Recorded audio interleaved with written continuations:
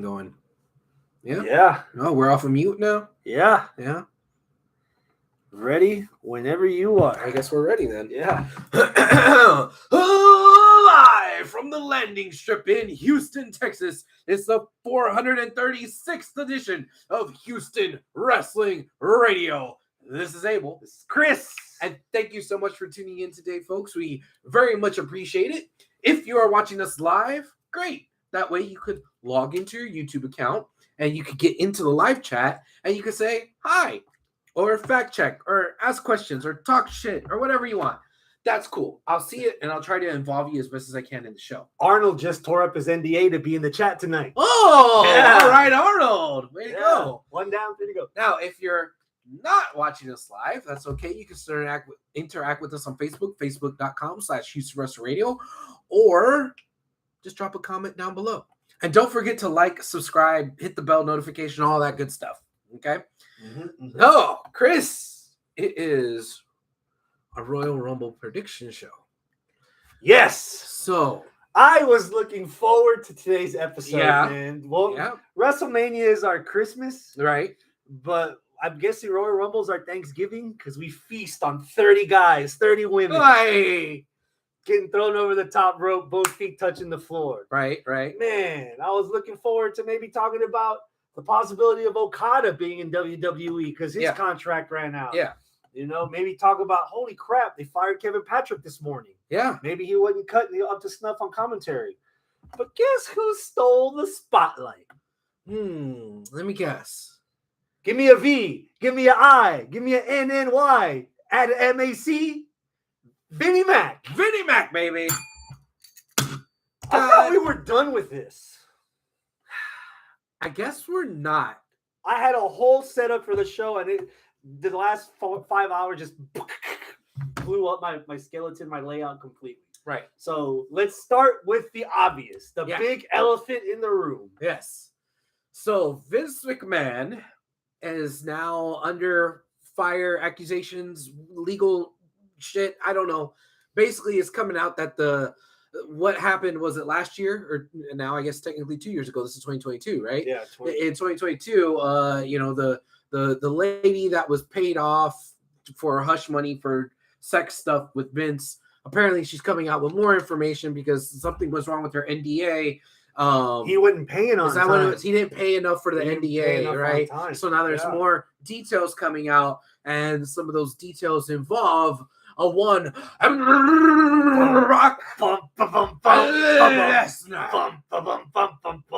And why is this important? Well, this is important because the reason why it's involving Brock Lesnar is because apparently Vince McMahon was using this lady as payment, quote unquote, for Brock to make Brock come back. Like, hey, Brock, we're gonna throw in your contract as a perk. You get to, shag this person, whoever she Brock was. might not have been in school long enough. That's not what they mean by writer in the contract.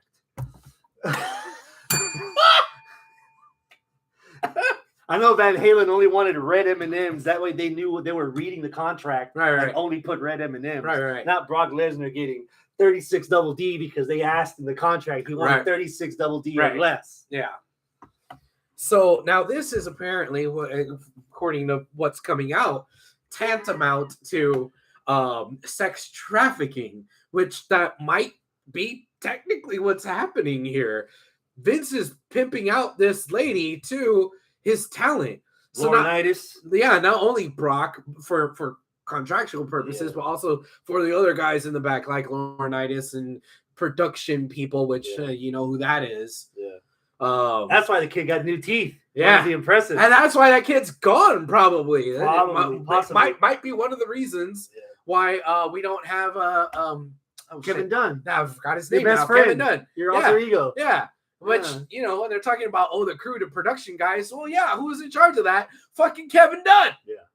So maybe Kevin saw the writing on the wall there, and that's why he cut bait and bailed. I don't know. That's just wild speculation on my part. But the names that were named were Brock and Laurinaitis, as well as crew and medical staff. So it's one thing being named. It's another to have receipts. Did you read all those texts? That shit was naughty.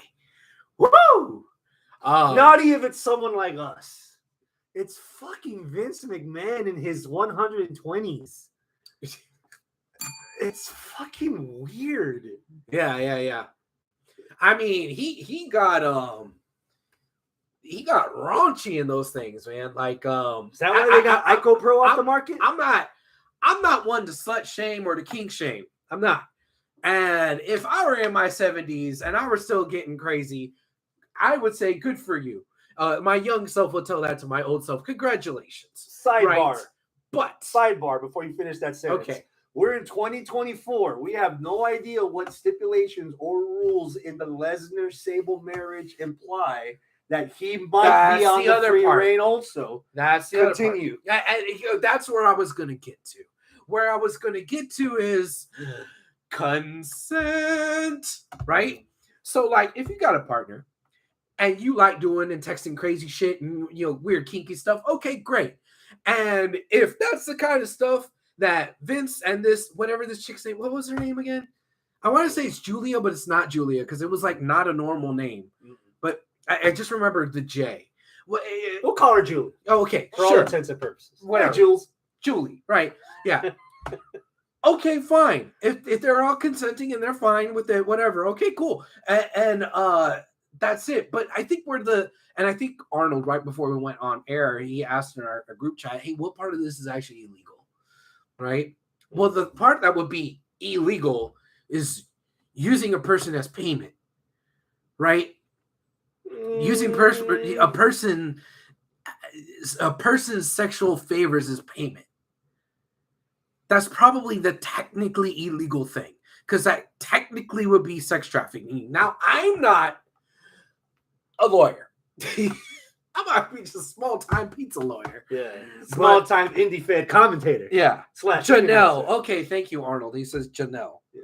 Janelle. But I think that's the illegal part. That's the part I don't think you can do even if you're consenting. Right? Mm-hmm. Is that the part of this that's illegal? And is this an illegal thing? Is this hey, we're going to lock you up? Or is this all just civil lawsuits? Was it just that, hey, since you didn't pay the rest of the thing for according to the stipulation of the NDA, well, now I'm just going to throw out the receipts just to publicly embarrass you.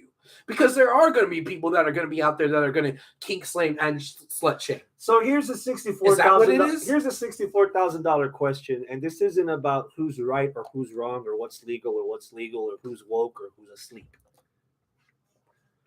If all that was fine, why the NDA?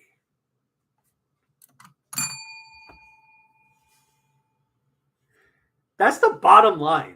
Like, at some point, everything was cool. Again, when one person says it's no longer cool, then at that point, it's no longer fucking cool. And if they continue to push that on this woman that said, I just raised my hand and said this is no longer cool, then that's where the rubber meets the road. Yeah. That's when it's...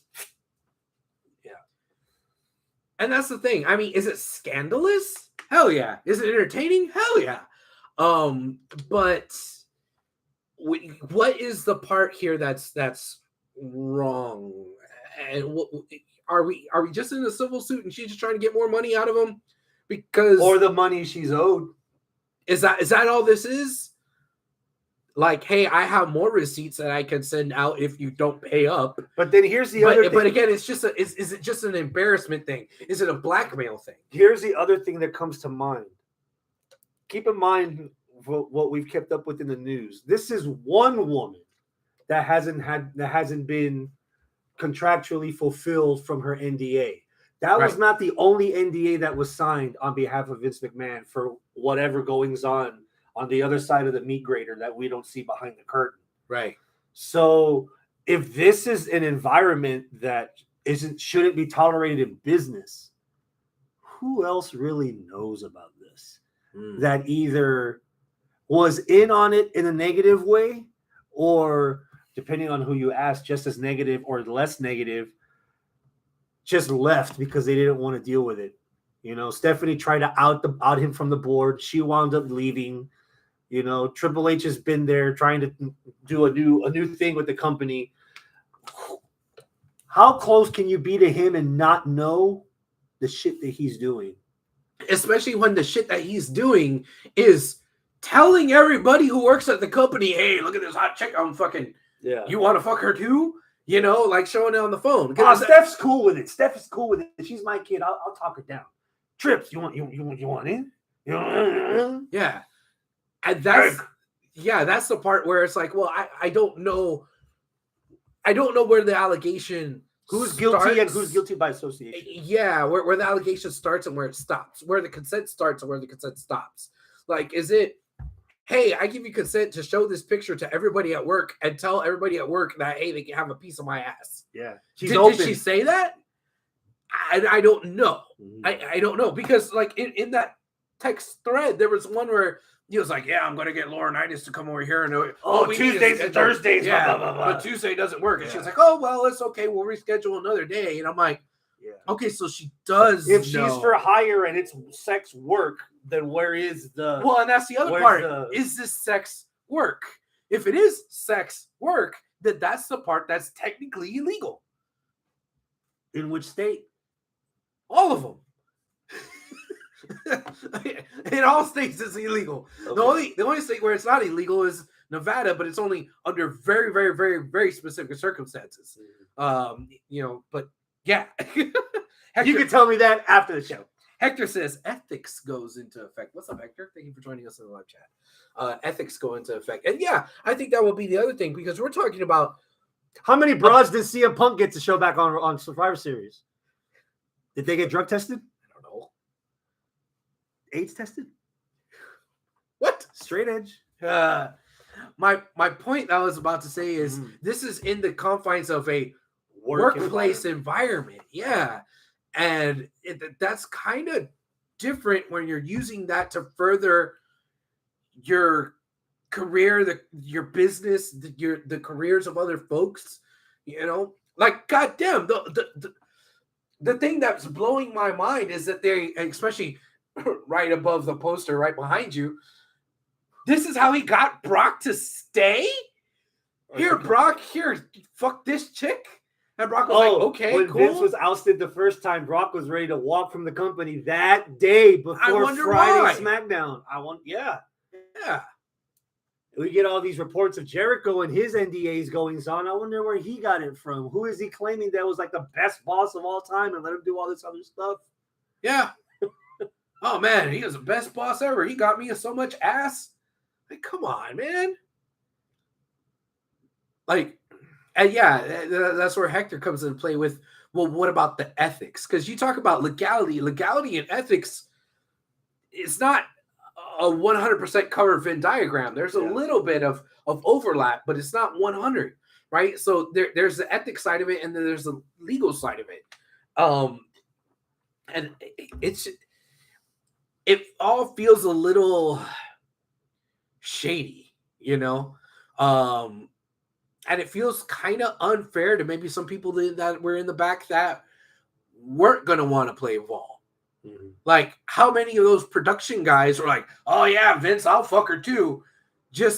And said that just because they didn't want to piss off Vince. Mm-hmm. Not because they really wanted to fuck her. Yeah. You know? Creates a hostile work environment. So, but yeah, I think the angle that she might be working is, hey, give me more money because I can spill more beans. But yeah, whew. In hindsight, it makes sense because we had something like this before. There were some things that happened in the company like days or hours before the whole scandal hit in the first place with Vince McMahon and the NDAs. Oh yeah. So it's kind of odd timing that yesterday they announced The Rock as part of the board of directors for TKO or Endeavor, one of the two. Or TKO. It was TKO. So he gets 100% control of The Rock, the intellectual property. Reverts back to him. He's getting paid $30 million over 2 years, spread out over 2 years in stock rewards. And he's like now the guy that's promoting. You know, he promotes his tequila. He promotes his $7 Studios. his BOA energy drinks. He's a marketing machine. Didn't work for Black Adam. Regardless, kind of like they were embracing for some kind of negative windfall to come in. It's like, hey, we brought in The Rock. Everybody, come on, let's be optimistic. Let's ignore the hurricane. Let's just wait for the rainbow after the rain or before. It's like, and then the stuff on Raw, like might as well spill the beans now. I was not expecting at all the promo between Gunther and Seth Rollins. Yeah. It was a weird breath of fresh air. But then I'm thinking, what are we supposed to get Gunther versus Brock? Or what in the goings on from the news, the dirt sheets with the Z's, that we're going to get something with Gunther and Brock and try to do something for WrestleMania? And now with this, now that makes sense, because if Brock's off the table now because you don't want him to earn you negative publicity on television. You just signed this Netflix deal, 10 years, $5 billion, maybe more. They can extend the deal for another 10 years or shrink it down to 5, depending on what Netflix wants to do. And then you have this huge ass smear right there. Yeah. What the fuck? Yeah. There's a lot of positive momentum, and Vince just sunk all of it down, it feels like. Well, maybe not Vince, maybe Janelle. Like, the timing of it is a little weird, but I wonder if the timing is intentional. Mm-hmm. I wonder if Janelle had lawyers at the ready, like, okay, hey, you need to pay up. Oh, y'all just released this big, huge news about this and that, and The Rock's getting paid in stocks. Oh, stock options, you say? Well, here, let's tank that stock real quick. Let's hit him where it hurts. Maybe that's what it is. I don't know. Now, why Vince wouldn't have just paid the whole amount off from the get-go, I have no idea. Well, probably because he had more than one to pay off. Maybe this one just like fell through the cracks or something. I don't know. And there's like so many more. And this is just like the tip of the iceberg. And we don't know if there's more. Yeah, there might be a lot more, right? What's interesting is that every single time that like something like this happens, you know who the secondary supporting actor always is? Fucking Laurinaitis. Yeah. I wonder how much more is involved with Laurinaitis. And you know what? I only want to earn it one day of the week. I don't know how I got dragged into this. Yeah. Or like, you go back, Patterson and Briscoe. I wonder how much they had involved with other, type of these situations. Patterson, he's paid a different denomination. He wants dick. Hey, it's still payment. It's banana. Yeah. Still. Vince is a guy who feels untouchable. He probably didn't pay that much to be petty, says Arnold. Well, ask Janelle. He's quite touchable. I guess so. Robert. What's up, Robert?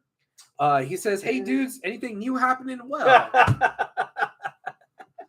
No, we're just tell him about the world of propane and propane accessories. Yes, we're just talking about Vince. Tell you what. You know what, Robert? It was really good seeing you at ROW.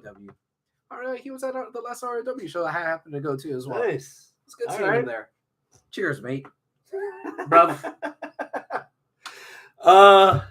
Is this all you want to spend on Vince McMahon for now? Or is there anything else that you want to get your toes dirty? I think I said my piece. Do you have any? So have I. It's not really much piece. It's just like closing the door behind me. I don't want to be macabre and say that he's a death that I'd be proud to celebrate, but we're getting there. Yeah. Because his fuckery is like boundless at this point. Yeah. Literally and figuratively. Yeah. For now, unless something else comes up, I guess that's where we put the bookmark. You know what? Hold on. No, we're going to reopen that book. Oh, shit. One more thing. Shit. At what point, and are we at that point, where the creator of the art affects your consumption of said art? Let me rephrase that question, and you can answer it for both of us. Shit. Okay. Has he reached Chris Benoit level? Vince himself, like to be, canceled and never heard from ever again? I think he had already been at that level for a little bit, but it's impossible to do so because he's the one that has the button. Not anymore. He ain't got no control. he doesn't have control over WWE. I don't know, the fucking restructuring, the way that they're trying to get out. It's so much easier to delete a wrestler than it is to delete Vince when Vince is the one with the power. Now, he may not have all the power because of Endeavor and TKO, but you can't completely ignore him. Probably not until he dies. So here's the other issue about morality. You can't have Vince McMahon, who's in charge of both WWE and UFC, and talk all this shit about him, but then Dana White, who publicly slaps his wife, gets no repercussion whatsoever. I didn't know that. And is still fucking doing what he's doing without any obstacles. See, I don't pay attention to Dana White, so I didn't even know that. It's hard to like differentiate between the two. And I don't want to sound like an asshole when I say this, but I'm going to say it anyway. I do understand, and I do have sympathy, empathy. I feel bad for what Janelle was put through. She has been, if not already, now, and I hate to say rewarded, but will be compensated well into 8-9 figures for what was done to her. She'll be able to do good with whatever she gets from it. Mm-hmm. Until Vince McMahon kills somebody, I don't think Vince McMahon is in that level. I think Benoit at his peak is when he did what he did. Vince McMahon is so far down on the bell curve. Like, I already, and I don't say this in a positive way. I miss him as a character already. Like, I don't, like, if he's gone, like, I don't think about him. Like, he's an afterthought.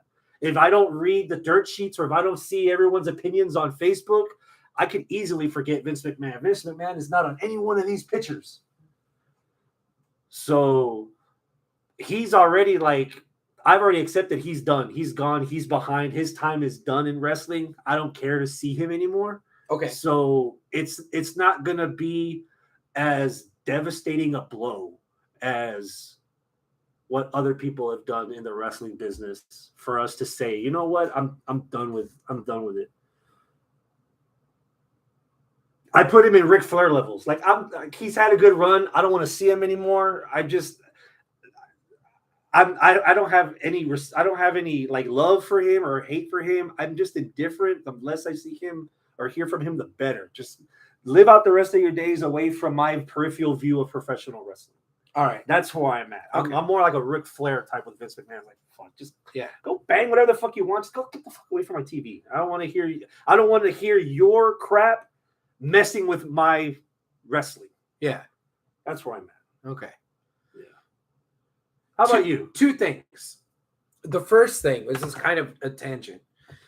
You mentioned about Janelle, like, oh, I feel bad about what she went through. I'm still unclear as to what part of what she went through it was not cool with her. Right? And again, this goes back to consent and goes back to what you do on your own time is up to you. Only from what I see is there has to be something in between. Hey, I'm down with this. Hey, I'm no longer down with this. Hey, I'm signing an NDA. And well, hold on. Here's the part that I'm unsure of. I don't know if the I'm not down with this never happened or not. But more of, hey, all this stuff happened. I know it can make you look bad. I was still a willing participant, but it can make you look bad. So guess what? Now, if you want me to shut up, pay me. So throughout that whole time, was she cool with it? Now, I could totally understand that there was one point in time where she said she wasn't. Totally understand that. But I don't know where that line is. And I don't know if that is the thing. And I don't know if it's I feel sorry for her, right? Mm-hmm. Because I don't know how much of it is her had something bad done to her, and now we're in the realm of sexual assault and rape, or are we in the realm of, oh, you didn't legally pay me for my either. You didn't hold up your end of the contractual obligation. Exactly. Or is it both? So that's the part that I'm unclear of, right? Because I don't know where the detail is of when she said, I'm not cool with it. while doing whatever it is that they're doing. So that's one thing. Okay. Second thing. Yeah, Arnold. Yeah, both things can be true. Yeah, totally right. Both things can be true. I just don't know where in the storyline it happened to be true, right? Hector said Vince is becoming the Harvey Weinstein of pro wrestling. Hey, Hector, the fabulous Moolah just entered the chat. Oh, yeah, that too. That brings me to kind of how I wanted to answer that question I posed to you that you answered. Mm-hmm. You brought up all these other folks in wrestling, right? My first thought was outside of wrestling. Business? Literature. J.K. Rowling. So J.K. Rowling, noted person who doesn't like trans people at all, which broke the hearts of many people because a lot of folks that had grown up reading that saw that reading the Harry Potter series, saw that the Harry Potter series was about inclusion and diversity and this and that. And a lot of queer folk and trans folk use that as like a shaping, well, not motivation, but a shaping of their worldview and thinking that they were included in it. But really, J.K. Rowling was like, fuck no, y'all aren't included in that. Y'all nasty. Get the fuck out of here. And that really sucked. So now there's just like this huge debate of because you cancel the artist, do you also cancel the art? And that's kind of more I was kind of going to. Where is that line for us as hardcore wrestling fans? It's easy, very easy for me to say, oh, I'm not going to read anything Harry Potter. I'm not going to watch anything Harry Potter. I'm not going to play the Harry Potter game. Why? Because I only saw 3 of the movies out of order, and I never read any of the books or whatever. But wrestling, I've watched since I was 8 years old. I'm in the wrestling business. This sounds like a question. No, hold on. At what point in time does a guy like me realize that a guy that read every single Harry Potter book, watched every single movie at midnight, and was playing every single game, like, where is that scale, right? Mm-hmm. Of where you're like, okay, well, shit, I'm not going to watch WWE anymore. Where, where a fucking trans person would say, oh, I'm giving up everything Harry Potter, even though it was my entire fucking life. Mm-hmm. Like, is this close to that line? And I would say, I don't know. I don't think it is, again, because, and that's why the first part of my 2-part thing is so important. Was she cool with it all the way up until when she was done? And then she was like, okay, well, we're done. I guess we're done. That sucks. Oh, by the way, can you sign an NDA for all the shit that we did? Yeah, sure. And now she's holding it over the head. Mm-hmm. Okay, so all this shit that was done on the up and up. It's not for me, but it was done on the up and up, So I don't know. That's why I would say it's kind of important if we want to get into that territory. Remember, I kind of did that a little bit when they were really in the swing of the Saudi shows. Yeah. And remember, I wasn't watching WWE for like a good 6 months. Yeah. Remember? I think I was the one that mentioned that because I think Porsche mentioned something. I was like, hey, if you're going to boycott WWE, that means NXT. You can't just boycott the stuff you don't like and still watch the stuff you do like, even though it's all under the same umbrella. Yeah, I think I remember that. I think that goes back to the category of like, is it? Sorry, Arnold says in the live chat, bruh, I still listen to SPM, but I wouldn't let him perform at my daughter's quinceañera. There you go. Like, it's been 4 years. Is it safe to say now Kobe Bryant was both an all-star elite basketball player and accused of sexual misconduct? Chris Benoit had a great career in professional wrestling, except the last 3 days of his life tanked the whole fucking thing.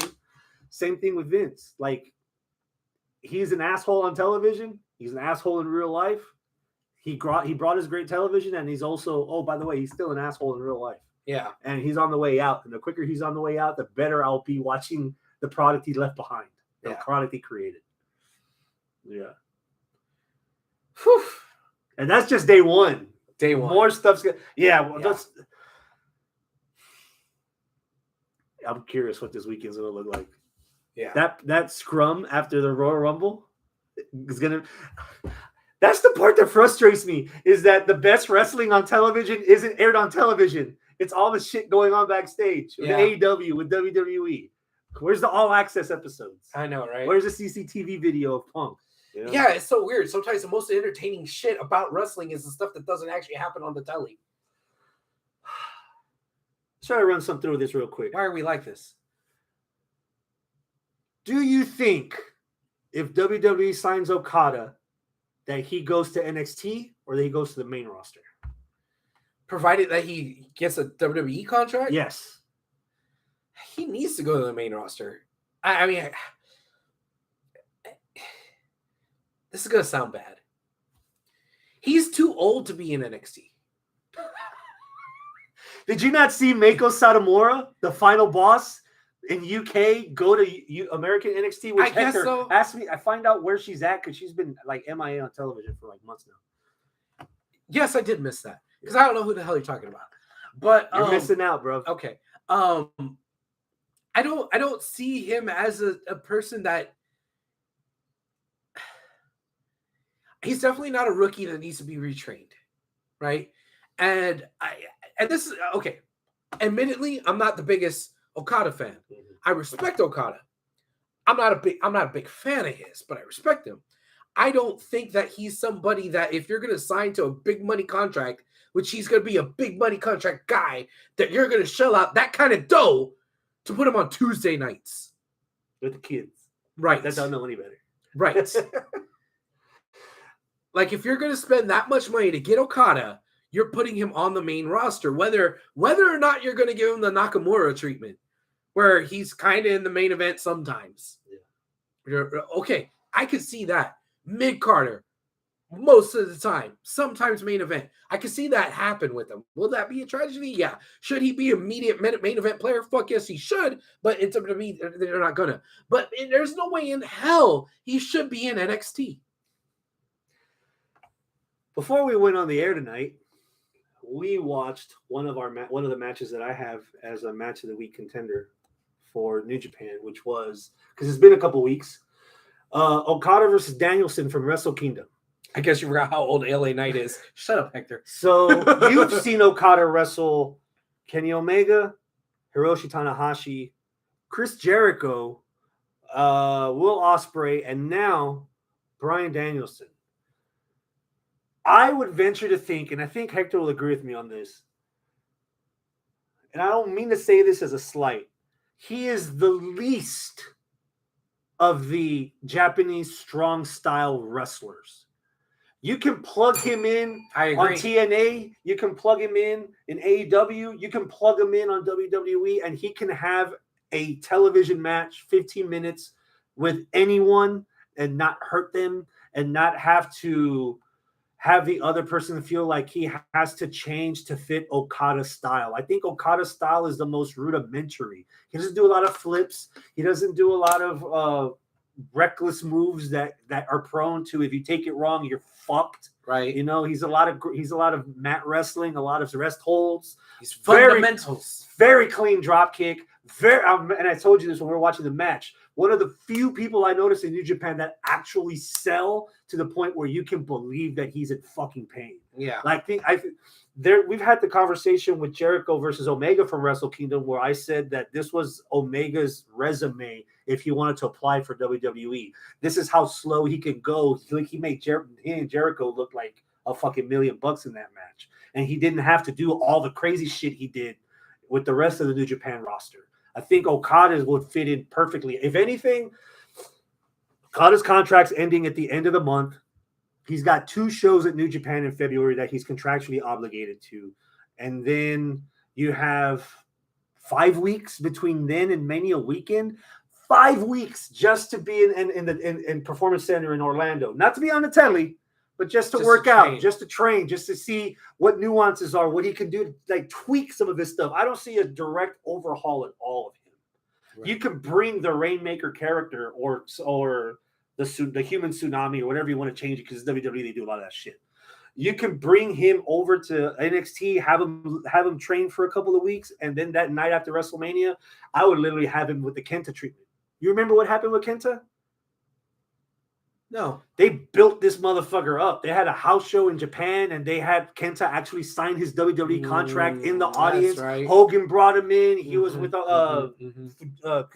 Now I remember. Brought in opening promo in NXT, talked in Japanese, how he appreciated the heritage, and because of his heritage, he picked his name, and then he cut the same promo in English. Yeah, and then Finn came in, and Renee Young on commentary was putting him over. Okada's English is okay. G1 Climax in Dallas, last match of the night with him and Tanahashi, and he cut a promo in Japanese. It's like, oh, I'm sorry, I spoke Japanese. Dallas. He actually, like, his English was all right. I mean, a lot of people that tune into the clicker, the casuals, aren't gonna have a flying fuck what Okada Kazuchika is. You give him Paul Heyman, that changes instantly. Yeah. Especially if Roman is going to lose the belt soon-ish. He needs a new guy that's younger, that'll be around, that can get his name out there. The only problem is Okada is still living in Japan. His wife is an actress.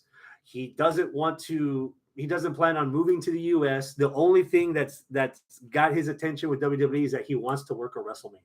And you're not going to be able to work a WrestleMania living in Japan, being on once a month or twice a month, prepackaged videos, or one match against Akira Tozawa, and all of a sudden be like, WrestleMania Wadi. Yes. No, it's not gonna, he's gonna if he wants to be in WWE, he's gonna have to be committed to it completely. Yeah. And if Triple H, who's got a big liking to him, Shawn Michaels has a big liking to him, this isn't Vince McMahon's WWE anymore.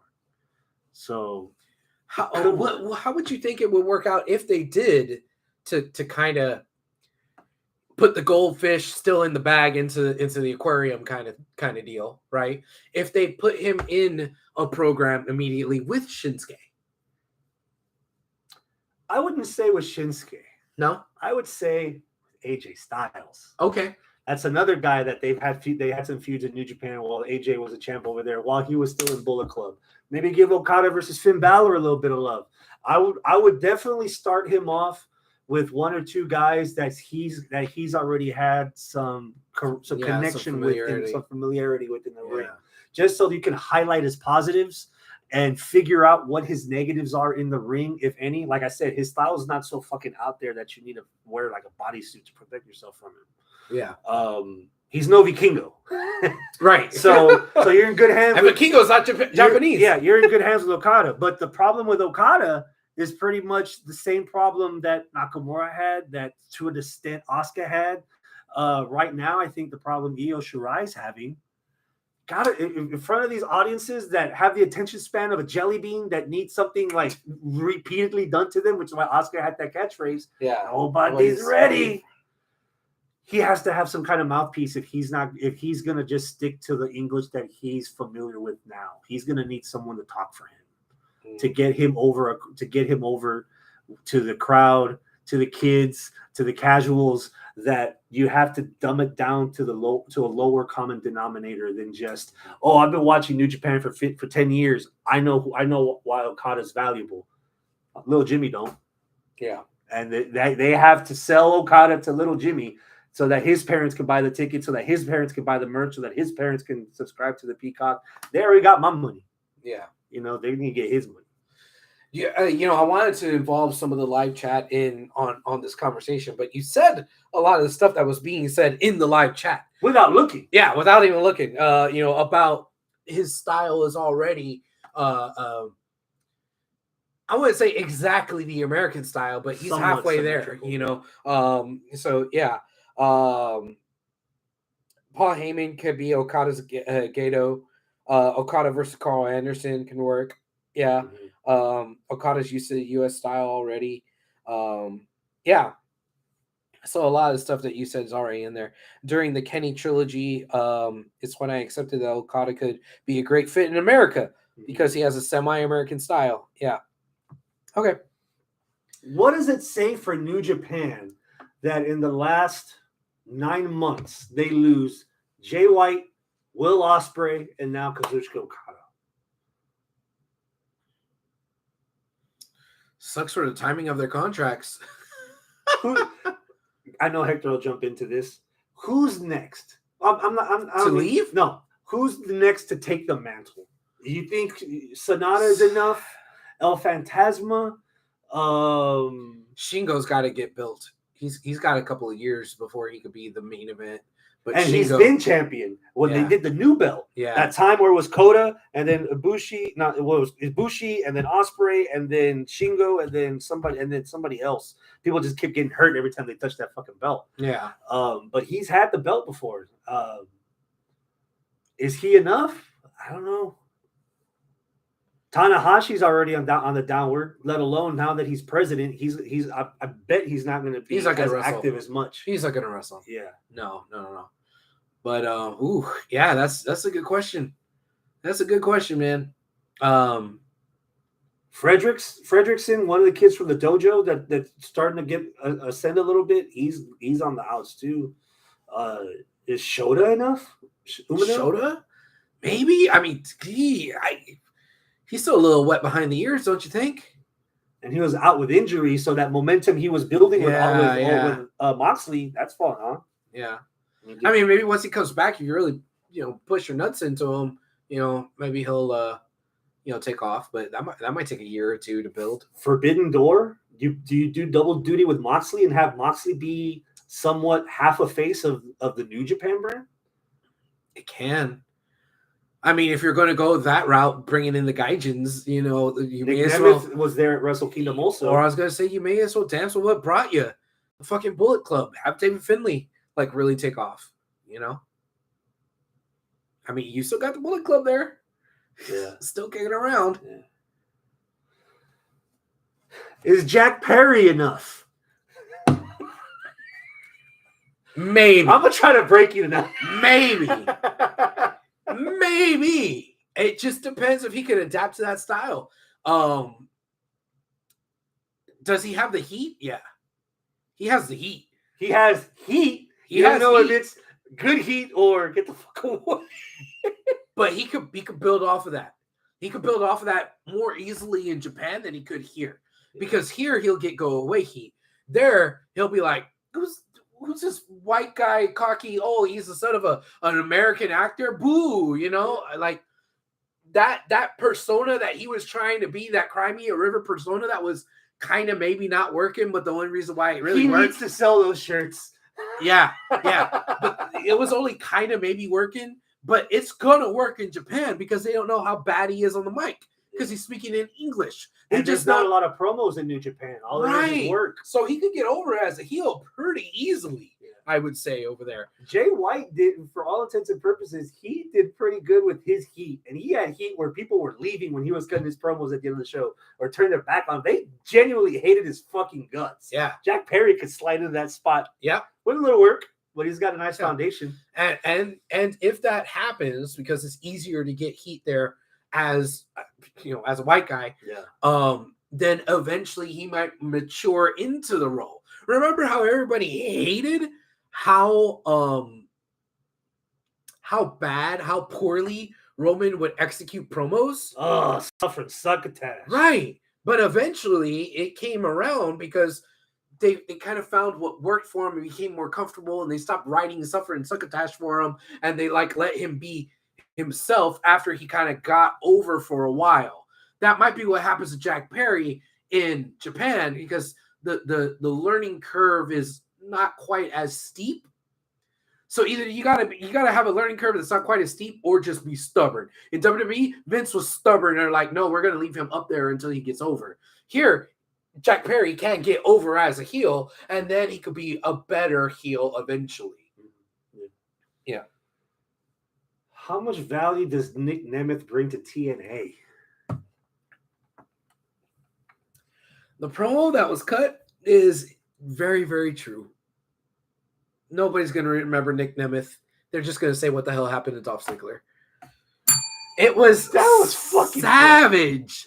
That was savage to say, but you know what? It was true. You know what? True. You know what added to that? What? That entire promo, Ziggler tried to speak, and Macklin just hushed him. Hushed him. Yeah. And then he buried him. He buried him, and just when Ziggler was about to reply, he knocked the mic out of him like it was a goddamn shovel. That was probably between the TNA pay-per-view and the first airing of the TNA television post pay-per-view. I told Scott, it's like, bro, I'm cutting a lot of wrestling fat, and TNA is like probably my second or third show that I'm watching live, if not the next day, because obviously we're recording right now. But if we weren't recording, I watched last week live, all of it. That shit was freaking good. Yeah. It's my hopes are coming up again, man. Apparently tonight it's a 6-man tag with Motor City Machine Guns and Kazuchika Okada. 6-man. Yeah. So there's some good stuff waiting on the DVR when we're done. Somebody new is in the live chat. YK Beast. What's up? He said, I want Brock Lesnar at the Royal Rumble. I've waited 6 months already.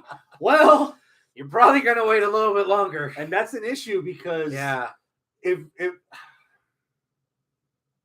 Wednesday morning or Monday night after Raw, I'm like, man, Brock has a lot to work with now. Mm-hmm. Thursday afternoon, man, Brock's got a lot of masturbating in the future.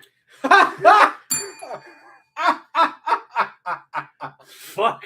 I mean, because of the scandal, it is a good idea for Brock to not be around because of the optics of it, you know. That's not stopping Jericho from being on Dynamite every week. Well, that's true. Well, no, he was off for like 2 weeks.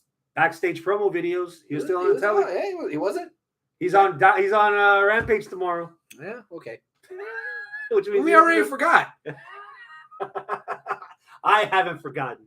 Pepperidge Farm hasn't forgotten. Oh, of course.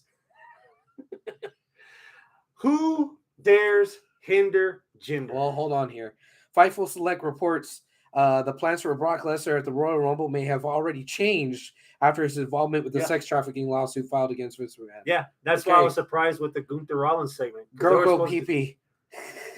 Yeah. Jericho. Lesnar was supposed to work with Gunther at Mania. Gunther! Yeah. Not Luther. Yeah. Gunther. Yeah. Yeah. 2 weeks in a row, Jinder Mahal. Well, 3 weeks in a row, Jinder Mahal. Getting all the views, getting some love, getting some attention, getting some hate from Tony on Twitter for earning a title shot after not wrestling for 6 months, 9 months, or whatever the fuck it was. And then the thought that Seth might be injured, and Jinder's right there. You know that I have a special spot in my heart for Jinder. You know I do. First guy I ever got to ring announce.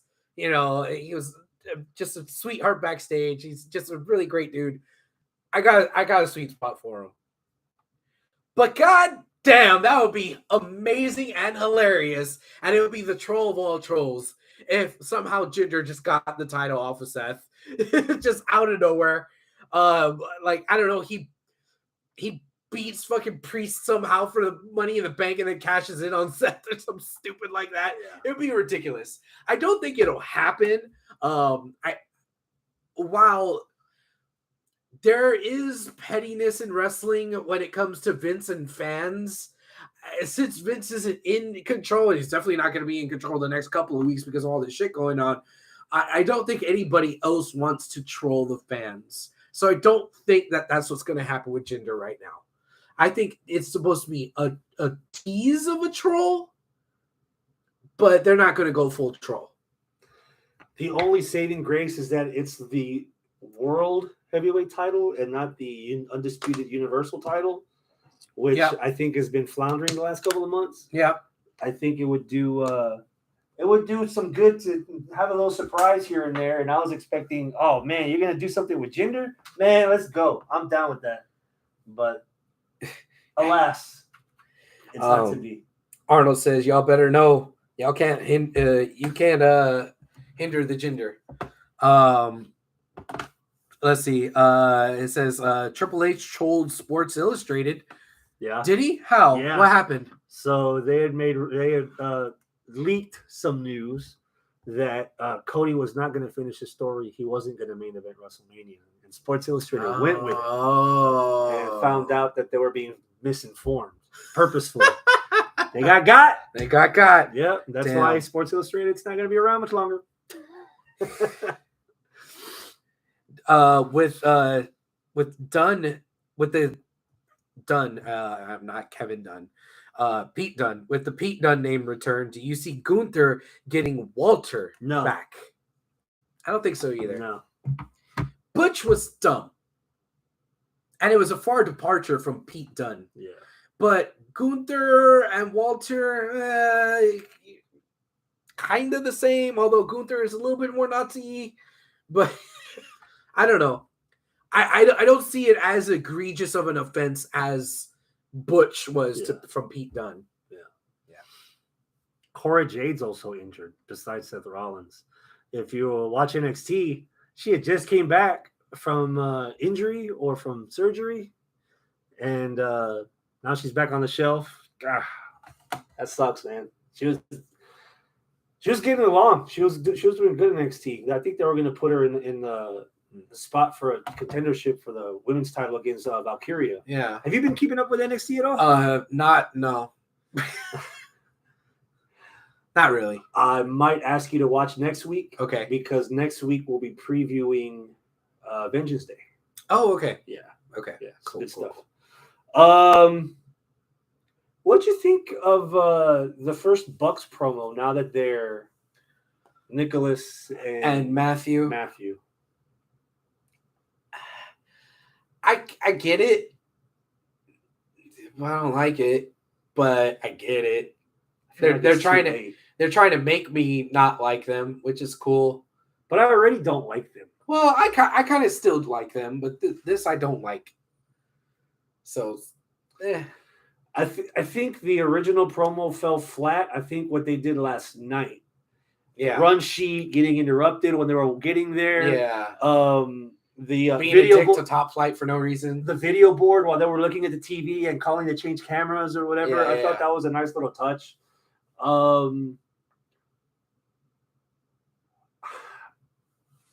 I don't like where they're going right now, but I there's hope for where they could go later on.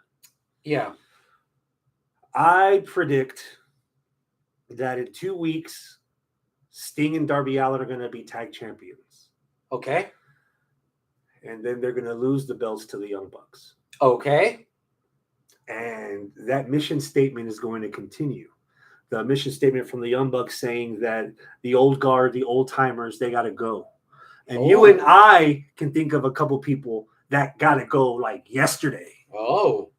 So we can have the Bucks as tag champions, eliminate the Hardys, get out of here, sayonara, which brings us back to the beginning.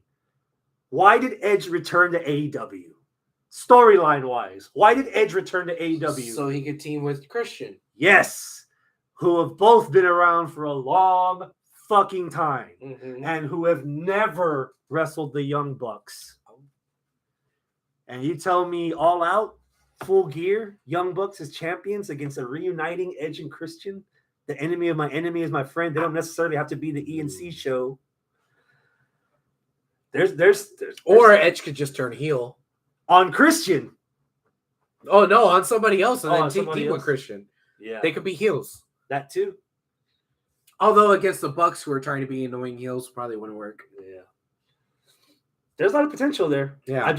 I'm right now, I get it. Sting's like in his 60s. A one-on-one match might not be best. Even if it's against Darby, who can kind of slow down enough to like guide him through like a nice little match. Why not FTR? They're going to be in Carolinas.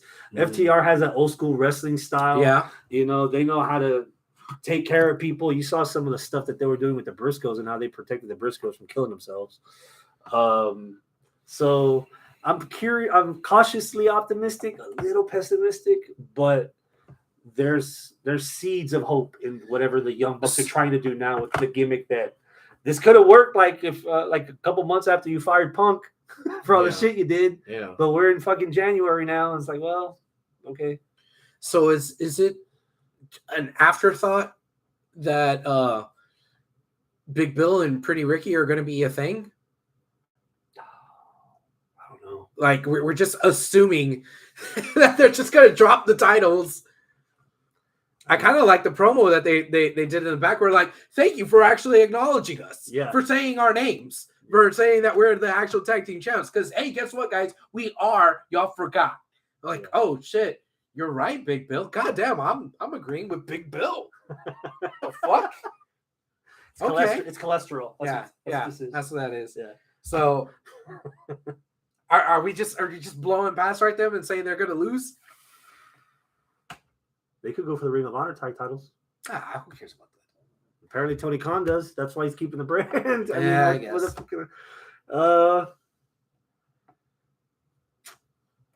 Let's get over to some good stuff. It's been a couple of weeks. Give me a match of the week candidate. Oh.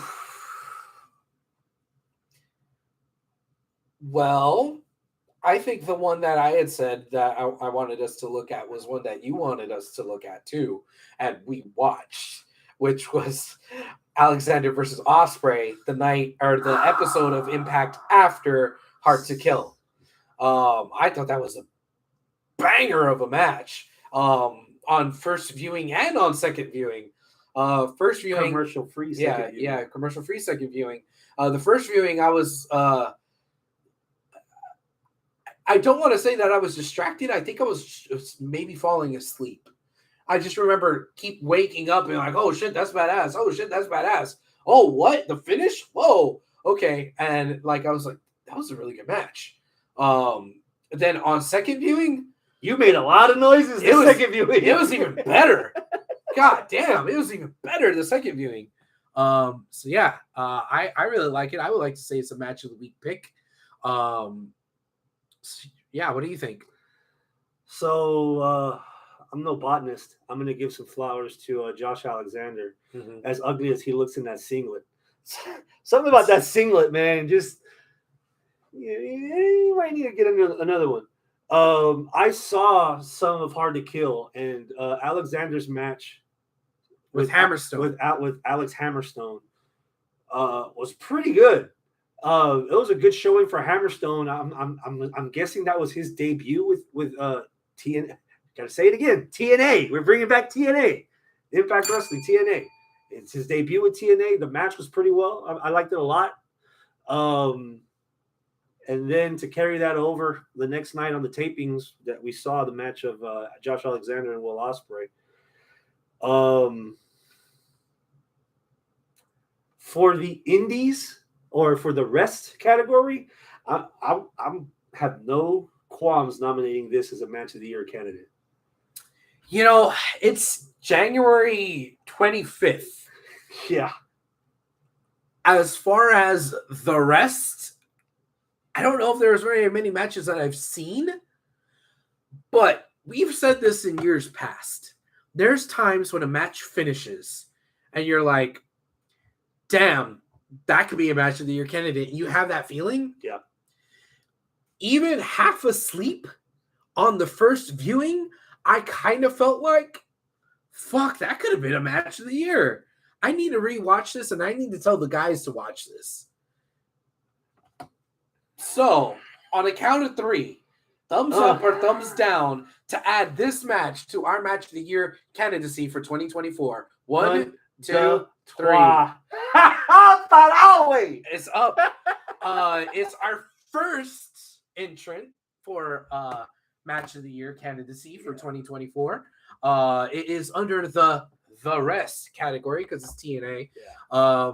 However, there was something else that you showed me that I didn't watch. This is the first time in several years that I haven't watched anything from Wrestle Kingdom. I even forgot fucking Wrestle Kingdom was a thing this year for some reason. I don't know. But you reminded me, hey, there's something we got to watch. And we watched the American Dragon Bryan Danielson versus Okada. The Rainmaker. The Rainmaker. The Rainmaker Okada. The match is over. What's your first impression? My first impression was I enjoyed the old school technical throwback of singling in on a body part. And I absolutely loved that DB singled in on the arm, because if you take away the Rainmaker, you're not better than 99% of the other wrestlers out there. You're not even in the 50%. Yeah. holy shit, that was a nice little bit of storytelling that got added to the match itself, that played out in the match itself. I loved that. I loved it. Yeah. And subliminally, there's another piece to that. Yeah. You took my arm at Wrestle Dream. I'm taking your arm at Wrestle Kingdom. Okay. Yeah. Yeah. Yep. Like I said before, this was the resume if Okada was trying to get a job with WWE. Okay. Because there wasn't anything out of the ordinary. A lot of stuff was kept in the ring, except that spot where Danielson was the rail. Oh my! The rail one. Yeah, that was his selling was top notch. The crossface that turned into a Rings of Saturn and turned into a Koji clutch almost. Oh fuck! Damn, he had him way back there. Yeah. Jesus Christ. Yeah. This might have been permanently Naruto running the rest of his life. There was a lot of this in the entire show, but this was where it was most prominent, where this felt like this wasn't in front of a completely Japanese crowd. Old school Wrestle Kingdoms that we saw, it's the Shinsuke. It's all quiet. Yeah. They were doing yes chants. They were going back and forth. They were cheering for Danielson. He was getting reactions like if it was a match in the United States. Okay. And it was refreshing a little bit because it's weird seeing Bryan Danielson wrestling in Japan. He hasn't done it since he wrestled with Curryman as a tag team. This definitely was better than the first match they had, obviously because Bryan wasn't hurt halfway through the match and kept going. They paced it well. There wasn't a lot of crazy shit. They told a pretty good story without having to go to extremes to tell a good story. Yeah. So you want blood? No, you didn't get blood. What did you get? You got Okada kicking Bryan in the eye patch. Yeah. And then removing said eye patch. Yeah. And then continuing to kick him in the eye. Yes. There was stuff where it wasn't like a cheap cringe. Like, you want a cheap cringe? Just cut somebody open. Yeah. You want to really get somebody to like crawl under their skin and have the goosebumps crawl out and pop out like they are right now. You do stuff like the stuff with the rail outside was doing a submission. Yeah. And then when you weren't looking, because you were just focused on Okada being there, Danielson from the corner, whaps, closing the door. Dude, the eye stuff. That spot where he had the Rings of Saturn using the leg and all that. I thought that was going to be it. Yeah. Because and part of that again was Okada's selling was probably some of the best he's done in New Japan. Hector might be able to help me here because as much as I liked the triple threat that happened before with David Finlay, Moxley, and Ospreay, I believe Okada versus Danielson was definitely my match of the night for Wrestle Kingdom. And I would happily nominate this as match of the year for the New Japan category. Well, you know what? Hector already helped you before you asked him. He has said Okada versus Danielson match of the year candidate from New Japan for me. How about for you? So, remember how I said after you watch a match, sometimes you just got to have that feeling? Yeah. I did not have that feeling.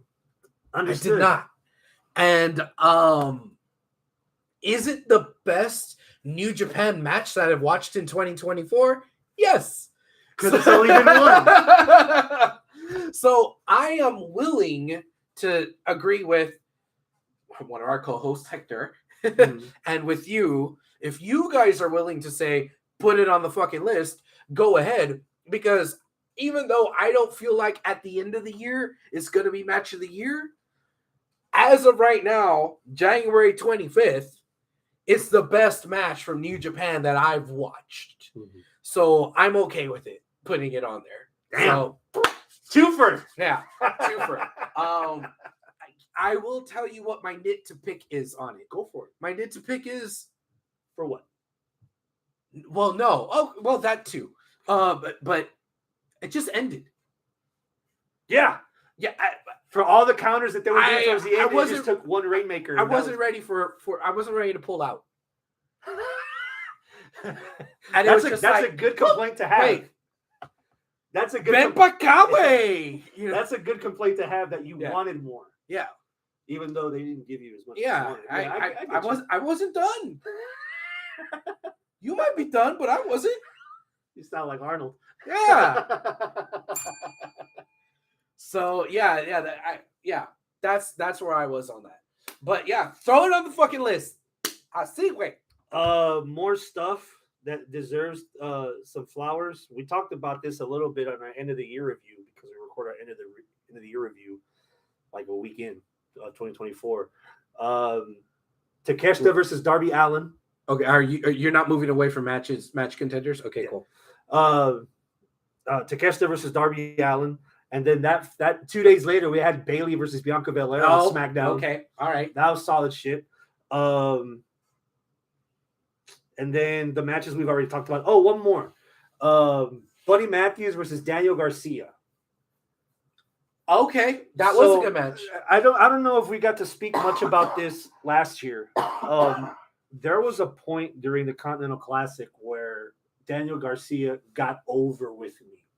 Okay. And it was his final match against Brody King. Okay. And Brody was beating the fuck out of him to the point where Daniel Garcia's on his knees and he's got his hands up. Like he wants to do the dance and he keeps getting beat up. Yeah. And then kicked out of 2 finishers. And then Brody King's clotheslining him, but he's not falling down. He clotheslines him again, still not falling down. And then Garcia walked up to him and Brody did the clothesline and Garcia walked through it and put his hands up. And like 45 seconds later, Brody's about to go for the finisher. Daniel Garcia jackknifes him the way Bret Hart did Kevin Diesel to defend the belt. 1, 2, 3. Those were the only 3 points Daniel Garcia got, but he effectively pushed Brody King out of the finals of it. And everyone went fucking ape shit. From there, they've been slowly adding more momentum to Garcia. He won the 8-man tag at World's End. Yeah. They're having more matches with him. He's now tied in with this FTR House of Black feud. Right. And then they put him with Buddy Matthews and they had a banger. That was some good shit. It was a banger. And they're still telling that story of Garcia being the underdog and fucking is it Cool Hand or is it Magic Mike that's on commentary? No, it's the other one. It's not Cool Hand. It's Daddy Magic. Oh yeah, him on commentary, putting over Garcia, especially in that match with Brody King. I was like, here we go, boys. And like Kevin Kelly is like, yo, he's not done yet. Is it just we're watching the match vicariously through him, getting all excited and pointing out all these things and cheering on Daniel Garcia, and him slowly going from you're a wrestler, not a sports entertainer. You don't need to dance. To all of a sudden, the dance is here. You know that means he's gone another level and all this other watching the rise of Garcia now. And then this Saturday to combat Royal Rumble, there's a 6-man tag inside a steel cage, and it's Garcia and FTR. So that's going to be another opportunity for Garcia's light to shine a little bit more. Is there any more matches that I might have missed? Well, Arnold in the live chat said what you kind of mentioned in passing, which was Bayley versus Bianca on SmackDown from 2 weeks ago. That he really enjoyed that match. That was really good. Hector says Nia Jax versus Becky from day one. That too, yeah. Yeah. Either one of those, do you feel one way or the other as far as throwing on for the year contenders? No. Okay. At least not right now. Hector says this. Keno? K-E-H-N-O versus Soya? That's the other match from we haven't got. Pro Wrestling Noah. Yeah, we haven't had a chance to watch that yet. Okay. But he offered that also when we were doing the end of the year review. Okay, where will we count Noah? Will we count Noah as the rest? So that would not have New to, Japan. That would have to be okay. That would have to beat Alexander Ospreay. Okay, so we're not counting. It's not Japan. Everything Japan. No. So it's not. So Noah and New Japan are separate. Yeah. Okay. Yeah. Well, All Japan also. Mm-hmm. Well, no, All Japan's gone. Right? Hey, what else? Okay, what is there in Japan besides New Japan and Noah? Stardom. The women's, all women's. No, but isn't there another dudes promotion in Japan right now? DDT? Is that it? Maybe. I don't know. Okay. Anyway, so it's New Japan, the rest WWE, right? I would go ahead and also. So we just have 3 categories. 4? What's the 4th? WWE. AEW. AEW. Duh. Fuck. How did I forget about AEW? Okay. Tony Khan hasn't raped anyone yet. Oh. As far as we know. Yeah, there's a lot more NDAs over there. Arnold says, I agree on the WWE matches. Love them, but didn't get the warm and fuzzy feeling in my tum-tum. Yeah, okay. We got plenty of time for that. Okay. I liked Joe versus Hook. Okay. I think the couple of things that they kind of lost me was I think they gave Hook too much. Really? So Hook kicking out of the Muscle Buster at 1, I wasn't a big fan of. DDT, Stardom, New Japan, All Japan, and Noah. Yeah. Okay. So I wasn't a fan All of Japan. I wasn't a fan of Hook kicking out at 1 from the Muscle Buster. Hook being a pole with legs and Samoa Joe being the Kool-Aid man, Joe should have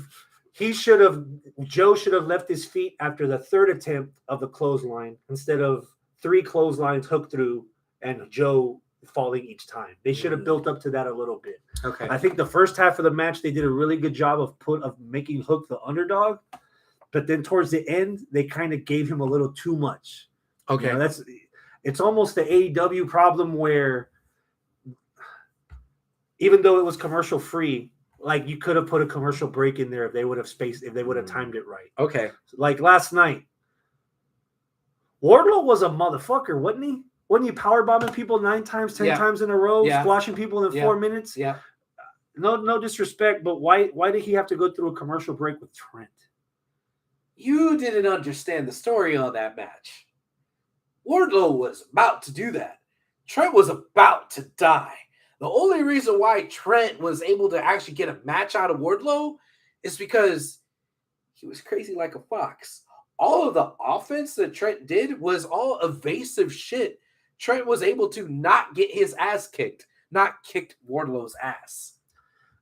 And so if we already cut the promo last week that Roderick Strong is going after Orange Cassidy's Intercontinental or International title, why isn't Roderick Strong the one fighting Trent? Well, that's a good question, but you're evading what I said. So again, what is Trent on the totem pole of the cards for him to be enough of a level against a guy that you used to push as the one-man army, the unstoppable guy, who is now another heavy in another group? Yeah. I don't like the fact that Wardlow's another heavy in another group. I agree with you there. Yeah. What I do like about this match, I'll say it, is that it showed off the caginess of Trent. I think it did a lot for Trent, and I don't think it diminished Wardlow. I think it reeled, like it made Wardlow more real. Because back then, when he was just destroying folks, who was he destroying? He was destroying jobbers. Trent wasn't just a straight jobber. He's a veteran who has a little bit more wrestling IQ. So that is how you expose Wardlow. That's what I got out of that match. Like, oh, Wardlow could just kill people, and he was about to kill him. He was about to get him into the powerbomb, but he was able to get out of it just because of how smart of a wrestler he is, and that's Wardlow's weakness. That's what I think happened in the match. I think there was a lot of subtext in that match. I'll say one more thing about Wardlow. Okay. One of the things that got him over, even as a What's up, Calvin? Even as a heel, what got Wardlow over was the Powerbomb Symphony. Right. People chanting one more time, and he would oblige him, and he would continue to oblige him. If he's going to be this heel with the heel group, the undisputed heel that took the belt from their... That's a pathetic explanation for Trent. From everyone... Yes, thank you. From everyone's favorite scumbag. Yeah. He had a finishing move when he was a heel, and he did it last night where the dude's hanging over the top turnbuckle. Wardlow puts the thumb down and lets the dude go, and as he's falling, he lifts his knee. It's almost like this bastardized GTS. Yeah. That looks evil. Yeah. That should be his finish. Okay. Not lead up to the thing that everyone's going to try to cheer for you with when you're supposed to be in the heel group. When you're supposed to be in the heel group. You don't want to give people a reason to cheer. Chris Jericho should get the memo and change his theme song. This is why you don't want the cheer heels this way. Here's AEW's issue again. Who is the babyface in AEW? Because Hangman does cowboy shit. Swerve invades people's homes. Who is the top babyface in AEW? Is it MJF? But scumbag. He's not in AEW. We got a fuck ton of Iron Mans. We have no Captain America. You're right. We got to be forgetting somebody. Would it be Hangman? Is it technically Darby, but he's half dead and kills himself? No, would it be Hangman? Is Hangman the top true babyface? Or Moxley? Moxley, the guy that bleeds every time and challenged everyone on the roster, including his own teammates, called them out on their bullshit for not bringing up to par. Arnold says, Marks don't like baby faces. That's why. Porsche says, Orange Cassidy, you fools. Is he the top baby face? I mean, I guess he's the top-ist baby face, but I wouldn't say he's the main event baby face. I mean, technically, if you're only saying baby face, it would have been MJF, but MJF is gone. Maybe, and even then, he was more of an anti-hero than anything. I mean, he's the top guy that got the most cheers. Yeah. Yeah, I don't know. Yeah, you're right. There's a lot of Iron Mans and no Captain America. Yeah, or not enough Captain Americas. Unless you Darby's the zombie. Unless you count Orange. Orange is more Spider-Man, though. No? I want to say Darby. Orange. You know who Orange is? Who is Orange? He's Deadpool. Okay, I guess. Sure. Because he's a sloth. He's like lazy, but he knows when to do what he's supposed to do. He kind of likes to break the fourth wall a little, you know? Yeah. Deadpool. Okay. So then Darby's Spider-Man? He's young. I guess. Darby's Black Widow. You've been staring at his ass too much. What ass? You tell me you picked him as Black Widow. You ain't got no titties. God damn. This is going to be fun. People are cheering for a home invader. You're right. He's still a heel. Prince Nana. Prince Nana is the top.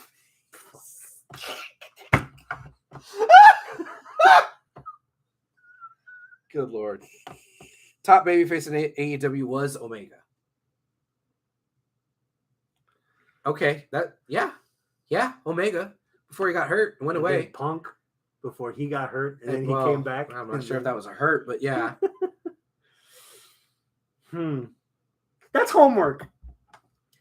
Let's figure out who are actual baby faces and not tweeners or anti-heroes on the roster. Well, I know who is. You got Orange and Darby. And Cowboy. Hangman. Hangman has got to be, you got to rebuild him up. He's kind of slipped over the last year or so. Not because, he's now not.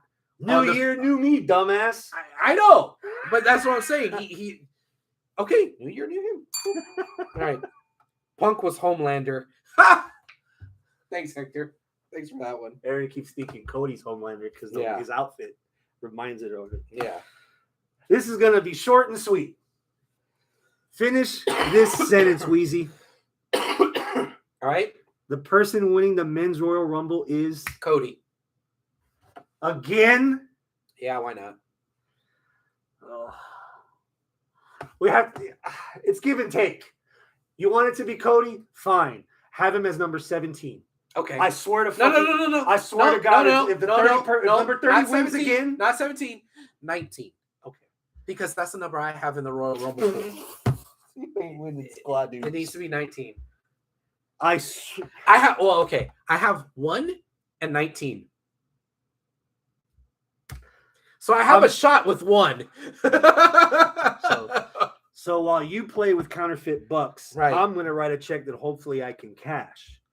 If either the men's or the women's Rumble, if the number 30 entrant wins it, I am boycotting WWE for the rest of WrestleMania season. Oh, that's what does it. Not Vince McMahon raping Every people other and selling fucking pussy. year, it's some fuck at 30. Who won If it last someone comes in at 30, I'm not watching WWE anymore. Who won it last year at 30? I don't know who. It's Cody. Okay, Cody will be a 1 and win it this year. He'll come in at 1, Can't stand and it. then I'll win the Rumble pool, so I'll be fine. You're picking Cody. Hector says I got Cody winning because he kept bringing up that he will be going back to back since Stone Cold. Yeah, big whoop. No. Okay. Punk. Arnold says Charles Montgomery. Let it be written. Charles Montgomery Punk. So let it be done. Yes. It has to be Charles Montgomery Punk. Yeah. I have Punk winning. Portia says Gunther. She needs a surprise. She needs it to be Gunther. That's the only way I would believably see them booking Gunther versus Seth. That's the only way if Gunther actually wins the Rumble. Because why else would he have a claim to the WWE title while he's still the Intercontinental Champion? The only way that you could get that match to happen, have Gunther win the Rumble. Here's a problem right now with WWE that I'm noticing. Okay. Hey, Randy. Randy's in the live chat. We have a guy that's essentially part-time with an over 1,000-day reign. Mm-hmm. And now you're going to have your other champ that you created so you can have a fighting champ be on the block until WrestleMania. Someone has to explain it to me in the lowest common denominator why Damian Priest is not cashing in right fucking now. Because he is. When? Probably at Rumble. How if Seth's not wrestling? Or Chamber. What if Seth's not wrestling? I don't know. Maybe cashing in on Roman. No, you cashing in on the NXT champ. Who's got the NXT belt right now? You want to make a story? I would have done exactly what you did on Monday Night Raw. Gunther being the sportsman because he's the ring general. He keeps the ring sacred. And him and Imperium walk away after that promo with Seth to have Judgment Day jump Seth from behind and take the belt from him. This takes away from everything that we just said about the AEW conversation. You don't have to cheer Gunther, but you can respect the motherfucker. Yeah. For not jumping him or not doing the dirty work for Judgment Day and let Judgment not being Day the cowardly heel that WWE always has. Always. Every heel is cowardly heel. Every single one. And now you have the time to write Seth off. Whoever wins the Rumble. Arnold says he can only cash it in on the heavyweight title. Says who? He cashed it in on any title. Yep.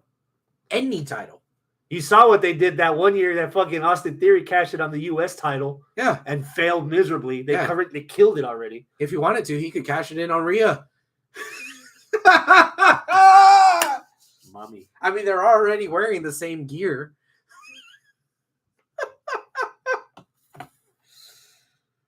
You want to have all the gold in Judgment Day? Arnold says, no, they made that rule last year after Theory. Did they? I don't remember. I mean, Arnold has a good memory. No, he doesn't. He has better memory than I do. That's not saying much. That bell has a better memory than you do. That's and all true. it does is ding. Austin Theory did it for the Intercontinental title. Yeah. Have Priest cash in on Dragunov. Seriously? Okay. No. Priest needs to cash it in on one of the big two. He should have cashed it now on the champ with one leg. Yeah. Instead of a champ that never shows up. Yeah. Hard to cash in on somebody who's not there. Give me a surprise entrant. I think Seth is legit hurt. Won't be rehabbing all the way to Mania. Okay, yeah. Just for him to lose and then have surgery. Because I don't think that's going to be it. Cash in on the NXT tag titles and hold all the gold. Give me a surprise entrant.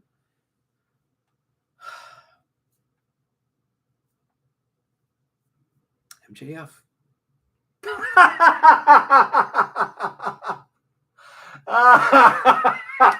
Wouldn't that be a surprise? The bidding war 2024 actually happened and was done behind closed doors and you didn't even know it? What would happen if you heard the fucking Burberry theme playing after the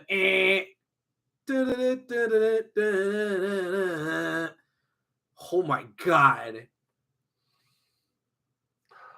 And he comes out when Cody is the only one in the ring. Wow, how many minds would be blown? MJF is fucking 30. Everybody would pop. You've been rubbing off on Randy. Yeah, I guess so. Shit, I was going to be more realistic and say maybe Ken Shamrock, since he signed a Legends deal a couple of months ago. If I want to go out there, I have a pick to go out there. Oh, yeah? Yeah. Who? You're going to hate me for this. No, bring it. You just laughed me out of the fucking yeah, carpet. Fucking MJF. What the fuck? MJF. You know what has more? You know what's a higher probability than MJF? Who? Zac Efron. Ha! God damn. On Peacock? Yeah, Zac Efron. All right. Okay. You'll get casuals talking. Yeah. He's got experience. He's got reps. Arnold says, I'd rather have Ryan Shamrock. I thought he was going to say he'd rather have a Shamrock Shake from McDonald's. Yeah. Arnold also says, at number 10, Ty Dillinger. Ugh. Yeah.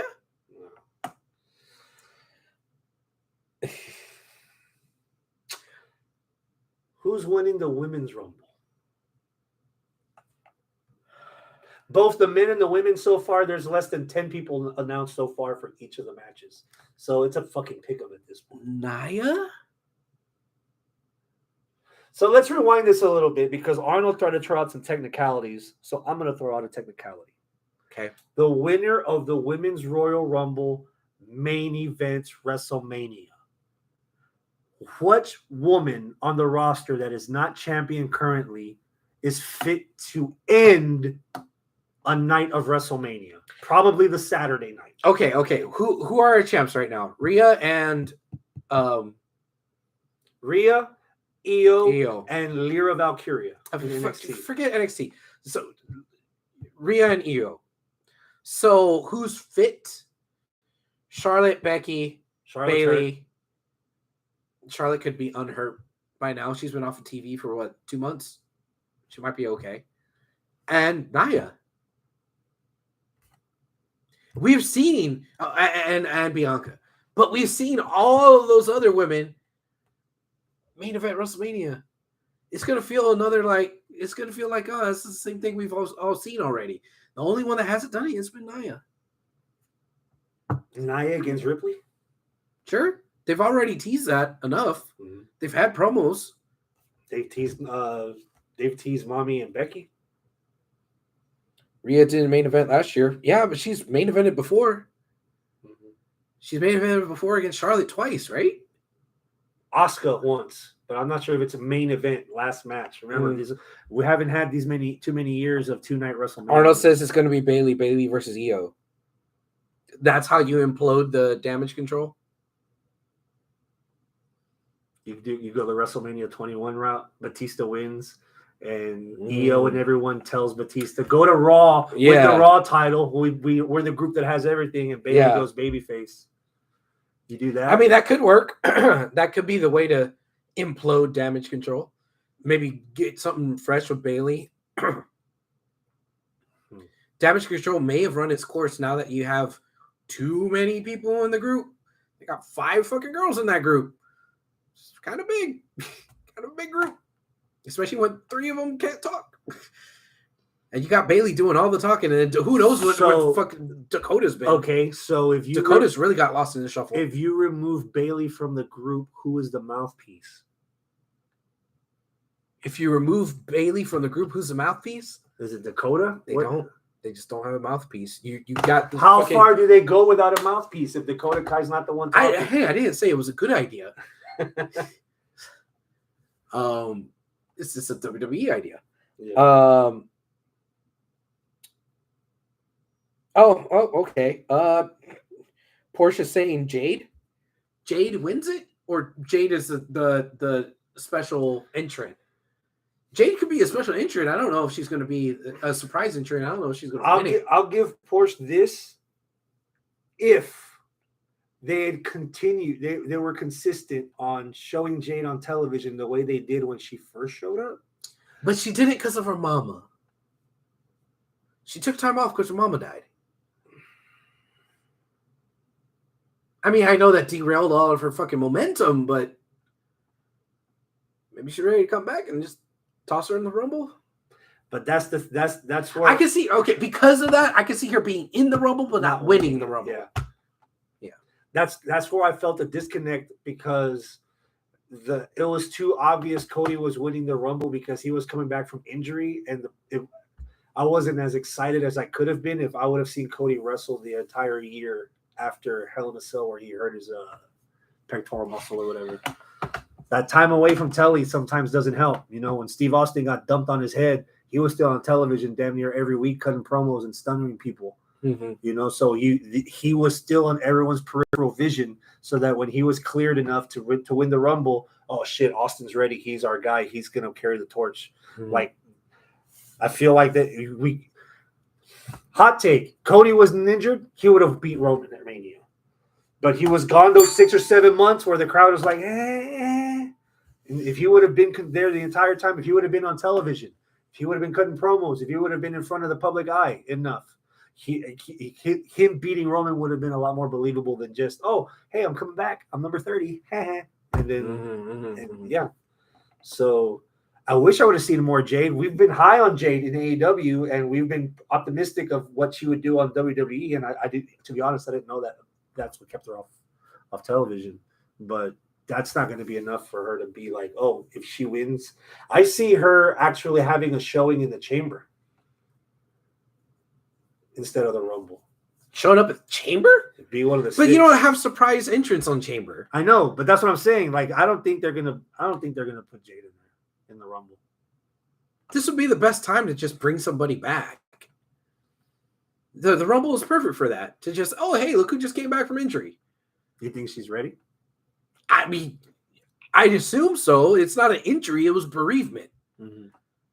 So she's still grieving. Well, I mean, you're always going to be grieving, you know? Well, if you're always going to be grieving, why were you gone so long?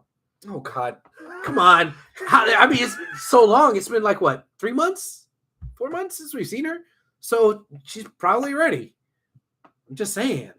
All right. There's a lot going on in the live chat, too. Somebody said, I got to scroll here.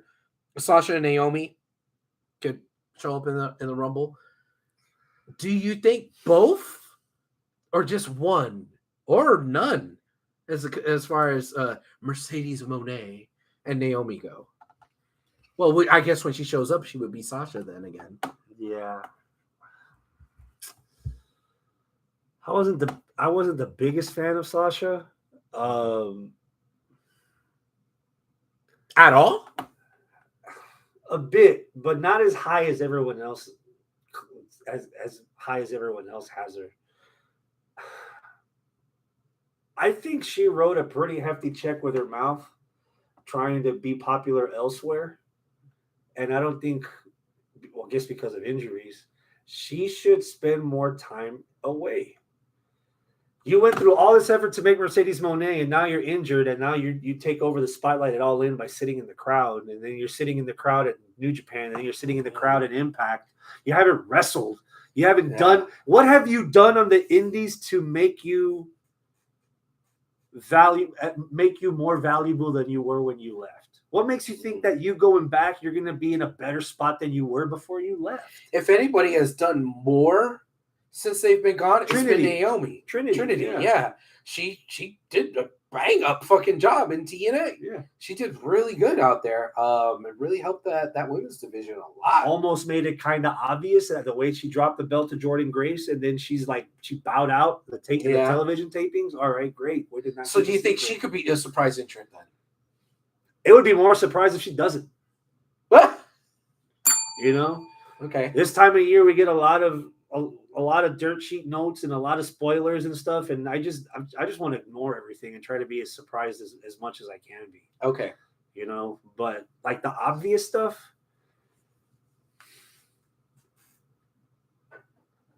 What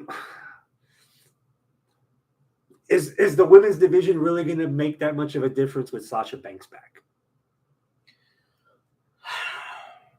Are you going to team her with Bayley again to go against Damage Control? Is that going to subtly turn the tide on the women's division? And the dream of having the 4 horsewomen of wrestling versus the 4 horsewomen of MMA is long out that window now. That's never going to happen. And there's always one of them injured. When was the last time that all 4 horsewomen were healthy and ready to go?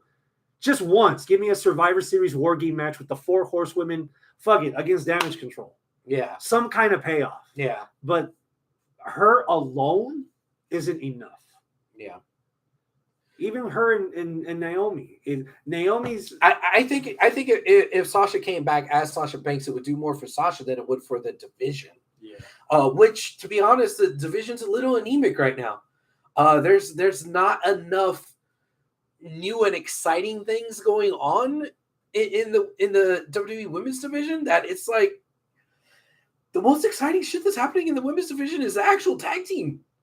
They're actually trying to make some tag teams happen, which is nice. But when it comes to the actual individual women, none of them are doing anything that we haven't already seen before, except for kinda Nia.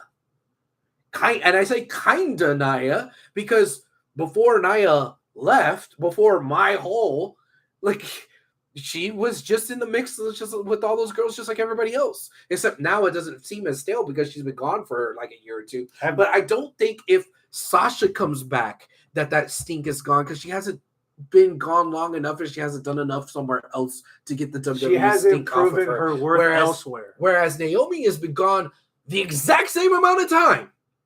But I feel like, Naomi has done more as Trinity. You know, she's done more. So her coming back will be a little bit more refreshing, I would say. I agree. What if they, Shotzi? Have they followed up with Shotzi ever since she cut her hair? Have they done anything with her? I'm not sure what this is in reference to. Well, all it says is, no, Colonel Sanders, you're wrong. And I have no idea what Arnold is referencing. Who's wrong about what and who is Colonel Sanders? Abel used to have good takes. Okay. I'm Colonel Sanders. I don't know what I'm wrong about. Roman Reigns, LA Knight, AJ Styles, Randy Orton. 4-way for the Universal Belt. Yeah. Give me an anticipation level. 7. I'm at a 7. I could be at more. I could be at like a 9. Hell, maybe even a 10. If it wasn't for the fact that, I'm pretty sure Roman's just winning. And I'm pretty sure there's not going to be a cash in on him. We already discussed this, that if there's going to be a cash in, it's probably going to be on Seth and not on Roman. So, LOL, Roman wins. Is there a more entertaining story with Roman going to WrestleMania undefeated? Or is there a better story to tell with Roman losing the Universal Championship without being pinned? No. Roman's winning it. I can't see Roman losing a title at Royal Rumble.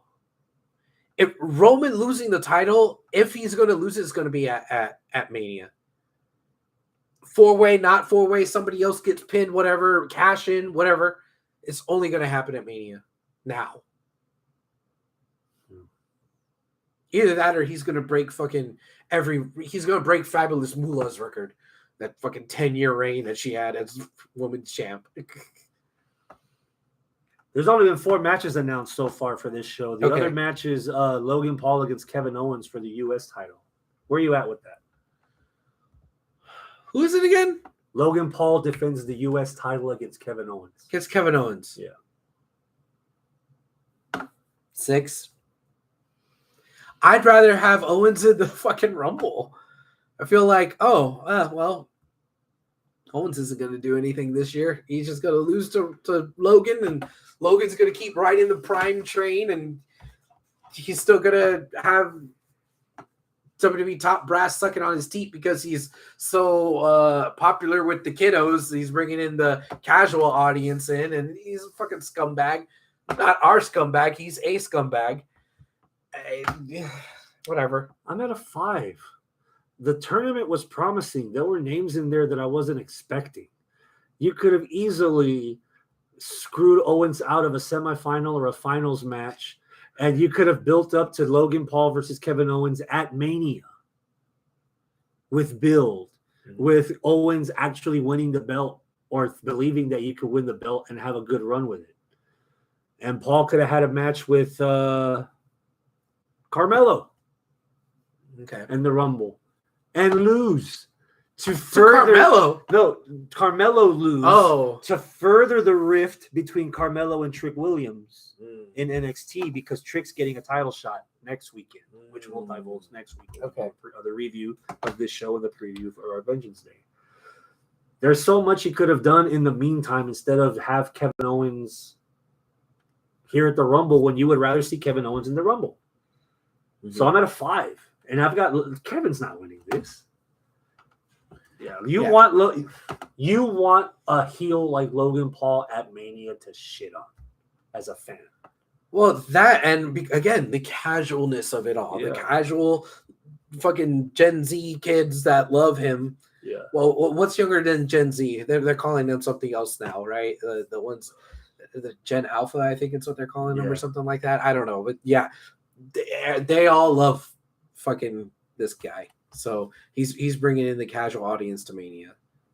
I mean, because apparently we're not going to have Bad Bunny. Will Bad Bunny show up at the Rumble? No, he's not going to be a surprise entrant. No Bad Bunny. Not this year. Damn. No Carlito. No. Post Gen Z is Alpha. Yes, thank you, Randy. Raquel. Yeah, what has happened to Raquel? Robert Medlin asked. Where's Raquel? She's got some kind of degenerative disease or something that she's What? I read this a couple of weeks ago. That's why she's out. Oh, Arnold says, yeah, Raquel has an unfortunate medical condition right now. Yeah. Why is Solo being booked this way? He killed Cena and Saudi in a dominant display, but now he looks weak. Okay. Huh? You did good, old man Abel. What did I do good about? So Rumble. Give me a number for the whole shebang. Well, it's Rumble. I really like the Royal Rumble itself. I think everybody does. There's a lot of room for failure, a lot of room for excitement. Yeah. I think I would go for 9. About an 8. I'm at a 9. Okay. It's probably my favorite show of the year. Okay. WrestleMania, it's a given, but Royal Rumble, there's a lot of drama involved. So AEW's got some stuff to counteract. Danielson versus Yuji Nagata, FTR and Garcia versus House of Black in a steel cage. Escape the cage. You talked about Gunther earlier, that you can only see Gunther against Seth Rollins at Mania. That's hypothetically, if Gunther versus Seth Rollins happens at Mania, either title for title or for Seth Rollins' world title, does Gunther's power or appeal get diminished if he loses the Intercontinental title between now and then? Or does he have to remain undefeated? Yes. I think we need a Warrior Hogan moment. It hasn't happened since, right? Intercontinental versus WWE champion at Mania. It hasn't happened since then, Mania, right? No. I remember Seth versus Cena, title for title. That's how Seth had the world title and the United States title. Yeah. But Intercontinental and And world title? No, that hasn't happened. That would be cool. I don't think Gunther needs to lose between now and then. Now, what I would love is Gunther beats Seth and just relinquishes the Intercontinental title. Why? Because he's the ring general. The mat is sacred. I can't defend this title. If I have this one, I'm just going to relinquish it. Yeah. That's it. That would be great. Yeah. I ask because following on Raw, Gunther defends the Intercontinental title against Kofi Kingston. Okay. A game, Kofi Kingston. He wants this match. Okay. Give me an anticipation level. If that happens, it's gonna happen on Raw. Oh, it is happening. Yes, this Monday. I would be at a 9, but since I'm pretty sure Gunther's winning it, 7. Got you. That kind of gave it away for me that Gunther's going to be in the Rumble because he's not wrestling that night. We've had moments where people do double duty in the Rumble. Yeah. But it's blatantly obvious now to me since Gunther's not going to be on the card at all wrestling with the Intercontinental title. I'm at a 7. I'm curious to see if Kofi can last longer than he did against Brock when he defended the world title on television on Fox. Yeah. But I agree. I think right now you lose appeal if Gunther loses the belt because then the next 2 months at least are tied up with Gunther trying to get the belt back. And we're going forward. We don't need a detour right now. We don't need a U-turn. So I would say Gunther needs to remain unbeaten. Arnold says this. I have a surprise return for the men's Rumble. Who said this? Arnold. Oh, shit. Big E. Yeah? What do you think? I mean, they raised, Daniel Bryan from the dead. They raised Edge from the dead. They could do a little voodoo on Big E. Here's my problem, and it's not so much a negative, but Andrade will for sure be a surprise entrant. That's according to Hector. I'm not bringing Big E back as a surprise entrant for them. I'm sorry. One other thing. Robert said when Warrior beat Hogan, surrendered the IC title. I'm sorry. Continue. I am not going to make the effort to bring Big E back as a surprise entrant in the Royal Rumble unless I'm booking him to win the Rumble. Oh! You don't want to talk about comeback stories. This fool wasn't supposed to wrestle again. Mm-hmm. Doctors told him, you're fucking done. Yeah. He said himself, I'm coming to grips with the future without actually wrestling in the ring. Yeah. I'm not wasting that shit. If you're bringing Big E back, everybody other story that needs to be finished can fuck right off. Big E goes to the front of the line. There's no contractual obligation. There's no hand fisting. There's no forcefully done. It's organic.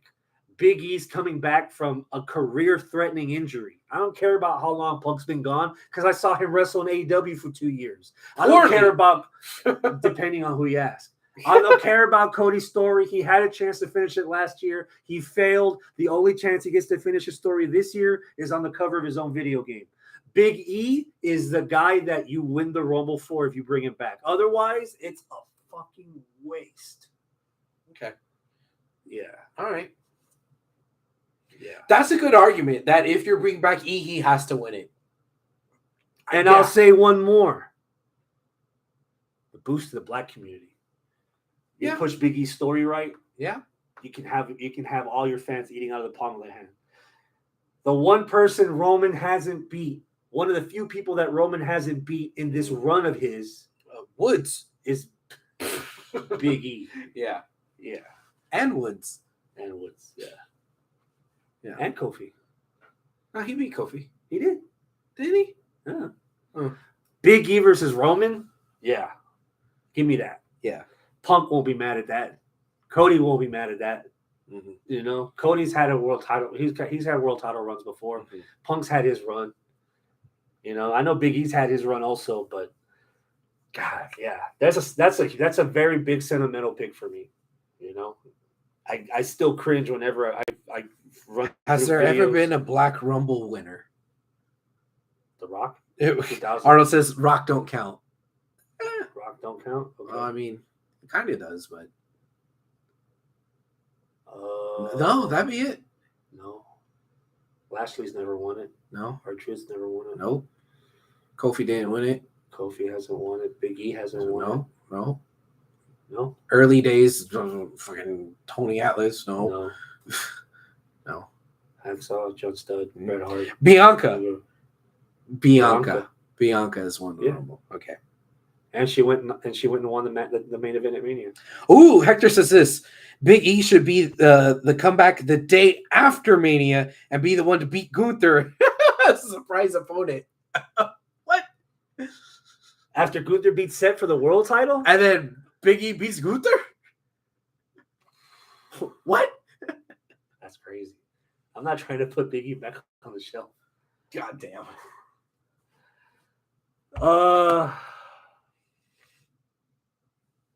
That's it for the Rumble. That's it for Rumble weekend, I guess. Okay.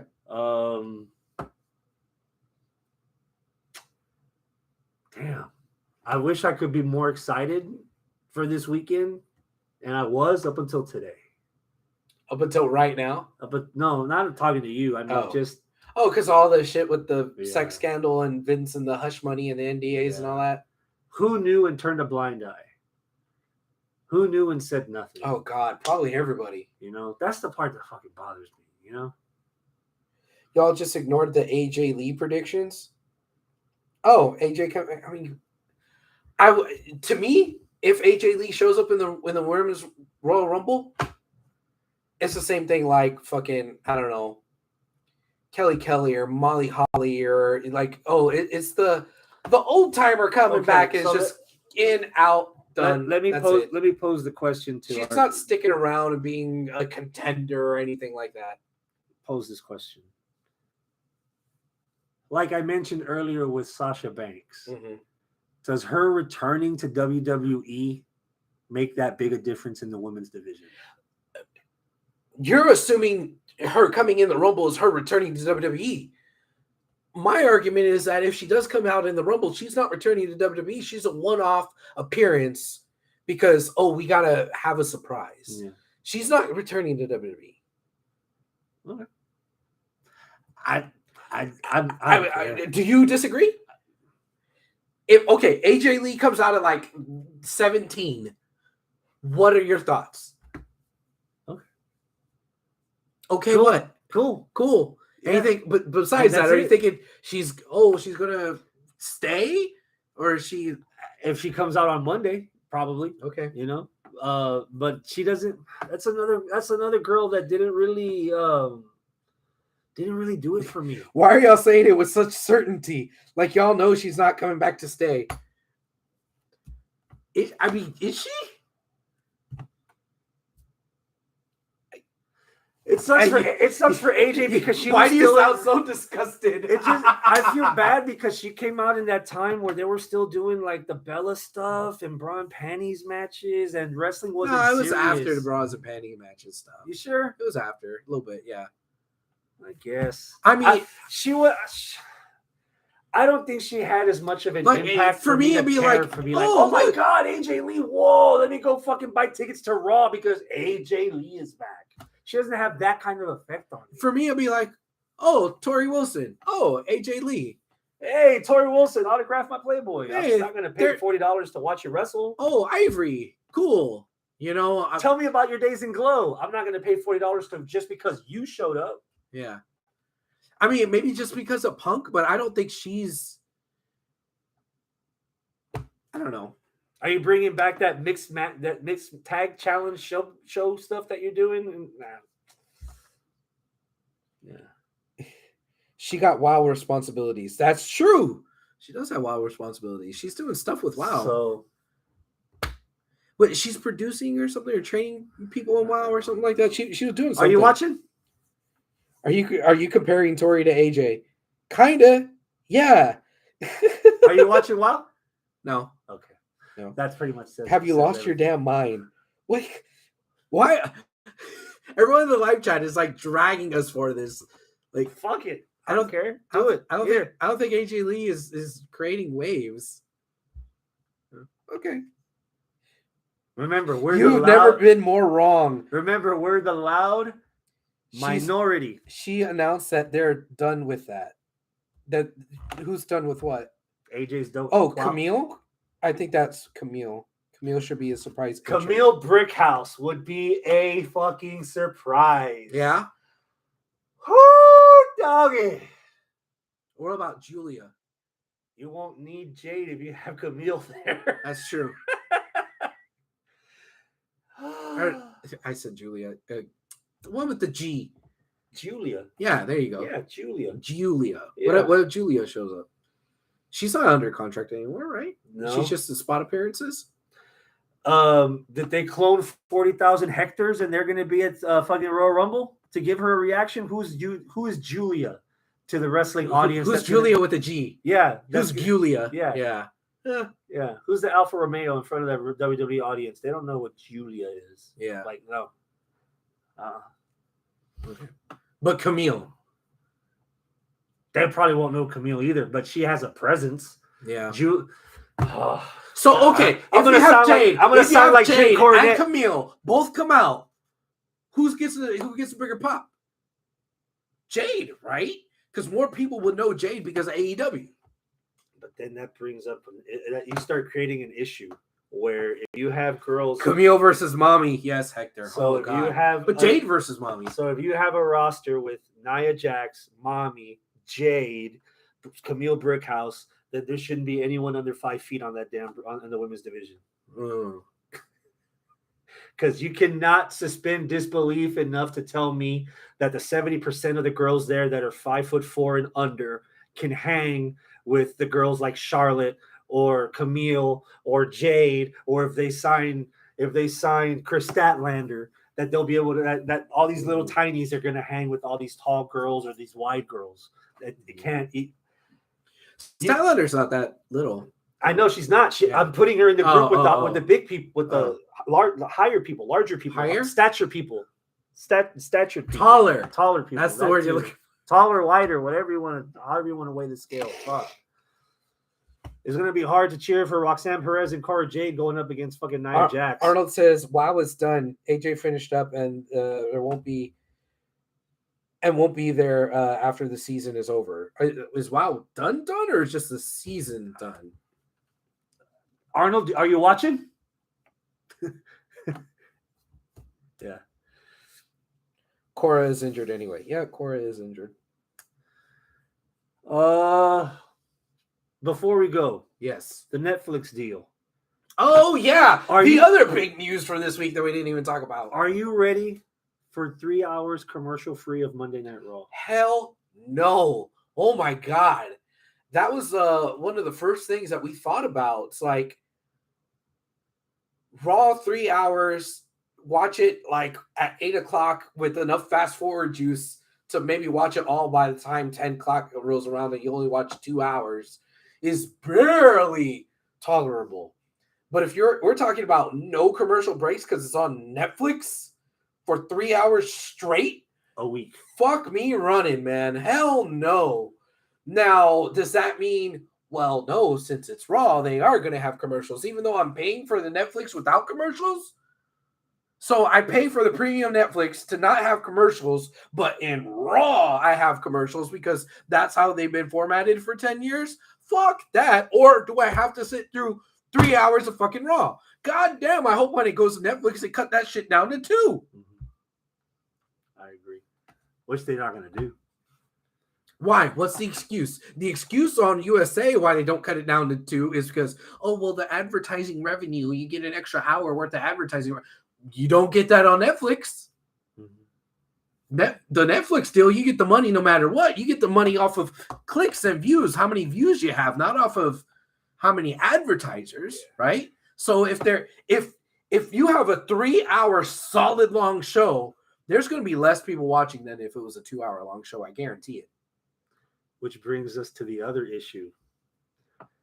TV rights deals are the seasons start in October. It's been made clear that this deal starts in January. Right. So they'll be homeless 3 months. for 3 months. Mm-hmm. That's going to be the head scratcher. Yeah. What are they going to do in those 3 months? I saw somewhere that something was said that the last episode in September, they're going to straight up say, all right, we're going to be gone until January. And they just don't have Raw for 3 months. Which, if you had to pick a quarter of the year to do that, it would be that quarter. Because you have your tribute to the troops, you have Thanksgiving, you have Christmas in the way, and But Raw is one of the longest weekly episodic television shows. You're gonna actually have a 3-month gap and just kill it and throw that away. It had a good run. I mean, it broke all the records except for fucking shows on the Trinity Broadcasting Station, and that's it. So that means some of the Raw talent are going to be on SmackDown because SmackDown's going to be on USA. Does that mean that we're going to have 3-hour SmackDowns between September and January to cram everything in so you could still sell pay-per-views? Maybe. USA wanted it to be 3 hours. Yeah, you're right, Porsche. Arnold says NFL streams Thursday Night Football on Amazon Prime, but they still show commercials. So they show commercials on the NFL stream, I guess during what time that they would normally have breaks. Amazon Prime is showing the NFL stream that you would get on the NFL Network or on TV. So there's already commercials built in. So those are the same commercials from the other broadcasting. And formats. With football, you'll still have your half times when the quarter ends, timeouts. So you naturally have spots where you can show commercials. But with wrestling, you could theoretically just not have those breaks in between. At least not as many, not scheduled out. Convert that into the Cinnamon Toast Crunch match where they had the banners all around and they had the mascot. You can have ads on the ring like they do in UFC or in Japan. You could control a little bit better when you have your breaks. And when you have your break, you could do a backstage segment or an interview or a recap thingy or stuff like that. So it's a little bit different than football. But if the precedent is NFL and MLB and NBA, they're on their streaming platforms and they still show commercials. Well, why? Because it could be on the actual telly somewhere else in the world. Well, that means that they could still get ad revenue. Fuck. So they can still get ad revenue. Guess what? Then we have 3 hours with commercials. For anyone that has Netflix already, is there any other sport that they stream live? How is their streaming like so far? Portia also says, doesn't Netflix offer tiers where the lowest has commercials? Yes, but then there's the top tier that's commercial free. They cut the lowest tier. That was $11.49. So now the cheapest with commercials is $15.99. But there's still another tier higher than that doesn't have commercials at all. So can you imagine paying for that tier, but watching Raw and still getting commercials for 3 fucking hours?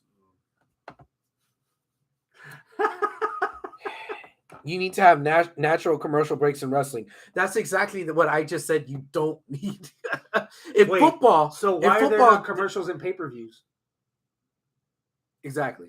That's we've had for 40 years. Right. In football, you will because you have breaks on plays and breaks between the shit like that. But in wrestling, you don't. And you're misreading the comments. You naturally have commercial breaks. I read it straight up. It's not really what people are freaking out about. They just got to understand. They stream soccer. I have to understand? They stream a soccer thing also, I think. Who streams a soccer thing? You're freaking out for no reason. Read my Hector says, read my comment. What did Hector say? Raw can be on Peacock for those months. Right. Yeah. Raw can be on Peacock. If I get Raw with commercials, I'm going to be pissed. He's misreading them all night. What the fuck did I just misread? Maybe you should just show up.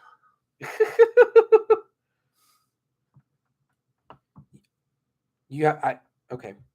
You have natural commercials. So before they drag you any deeper in the mud, is there anything else? So Arnold says there will be commercials on Netflix, but they have a tier that you pay for that doesn't have it. That's the thing I'm saying. That's the same complaint I had with Peacock. Okay. Or if you had the premium version, then you can actually watch the promo that builds up the actual match you're about to fucking watch. And if you don't have the premium tier, then you're watching commercials that you could have rather be showing that promo video to make people care about the match that they're about to watch. Or remember when AEW, when they had it streaming, whatever that other service was, you got to hear whatever fucking Taz and Shivani were saying. Oh yeah, during the commercial commercials. break. Yeah, while on TNT they were actually showing the commercials. Yeah. That's a show, man. That is a fucking show. Yeah. We should be back here next week. Okay. To review, to start what the all road, happened in Rumble. Start the road to WrestleMania. Oof. And preview a little bit of Vengeance Day. NXT's been pretty quality. It's been pretty solid so far. Who replaces Kevin Patrick? Vic Joseph. Who replaces Vic Joseph? I don't know. Who's on NXT? Booker T. Oh, God. Whoa. What? Damn it. Who else is with Booker T? Kevin Patrick. He's gone. Damn it. I don't think I could handle NXT if it was Kevin Patrick and Booker T. I don't think I could. I'm this close to switching over to like the Spanish commentary. Who the fuck? Who was announcing on NXT? It was Booker and who? It was Vic Joseph and Booker T. Vic Joseph and Booker. Yeah. Okay. So if Vic Joseph goes to Raw, who's replacing Vic Joseph on NXT? I don't know. They have to have somebody there that's training. They train announcers and commentators too. I'm gonna throw something out there. What? They tried it once. I'd like to see them try it again. Joe Gacy? Joe Gacy does commentary? His story is a little bit complicated. How's it complicated? Because he's nuts. Oh, yeah. But does he do commentary? Last Tuesday he did. He did? Okay. Yeah, so one Joe match. Gacy. One match. It's part of the gimmick that he's going through right now. Okay. Get one of your girls to be a commentator. Okay, who? I don't know. They got a bunch of backstage girls. If they will give some, that's those chaparitas that you were talking about earlier. Sure, they gave Kevin Patrick, a backstage guy, a shot at fucking commentary. Why not give one of the girls in the back? I mean, it worked really well with Renee. Yeah. God damn, Renee was so good at commentary. I might be in the minority. I like Stephanie McMahon on commentary. When she used to do it, she commentated the Women's Royal Rumble, the first one. I thought she did pretty good. I don't know if she has time to climb out of her ivory tower, though. Beth Phoenix? But the drummer Alicia Taylor? What? She's a drummer? I don't know. They're losing me. Yeah. We need to end this before they drag us into a pit of despair. Hector says Mauro Ronaldo. Bring back Mauro. Is Mauro the one that got away? Mauro is the one that got away. If I bring back if I had the pencil and I bring back Mauro, I'm putting Mauro with Nigel. Because that would be a good their commentary charisma team. On NXT that would be so great. Fucking good. Yeah. Cole and Graves have a great rapport between the two of them. And I guess I'd let Vic Joseph suffer a little more with Booker T. God dang it. Booker T. No bread, no water. Just meat. God damn and with that, we're out. Adios, my friends. Keep it classy.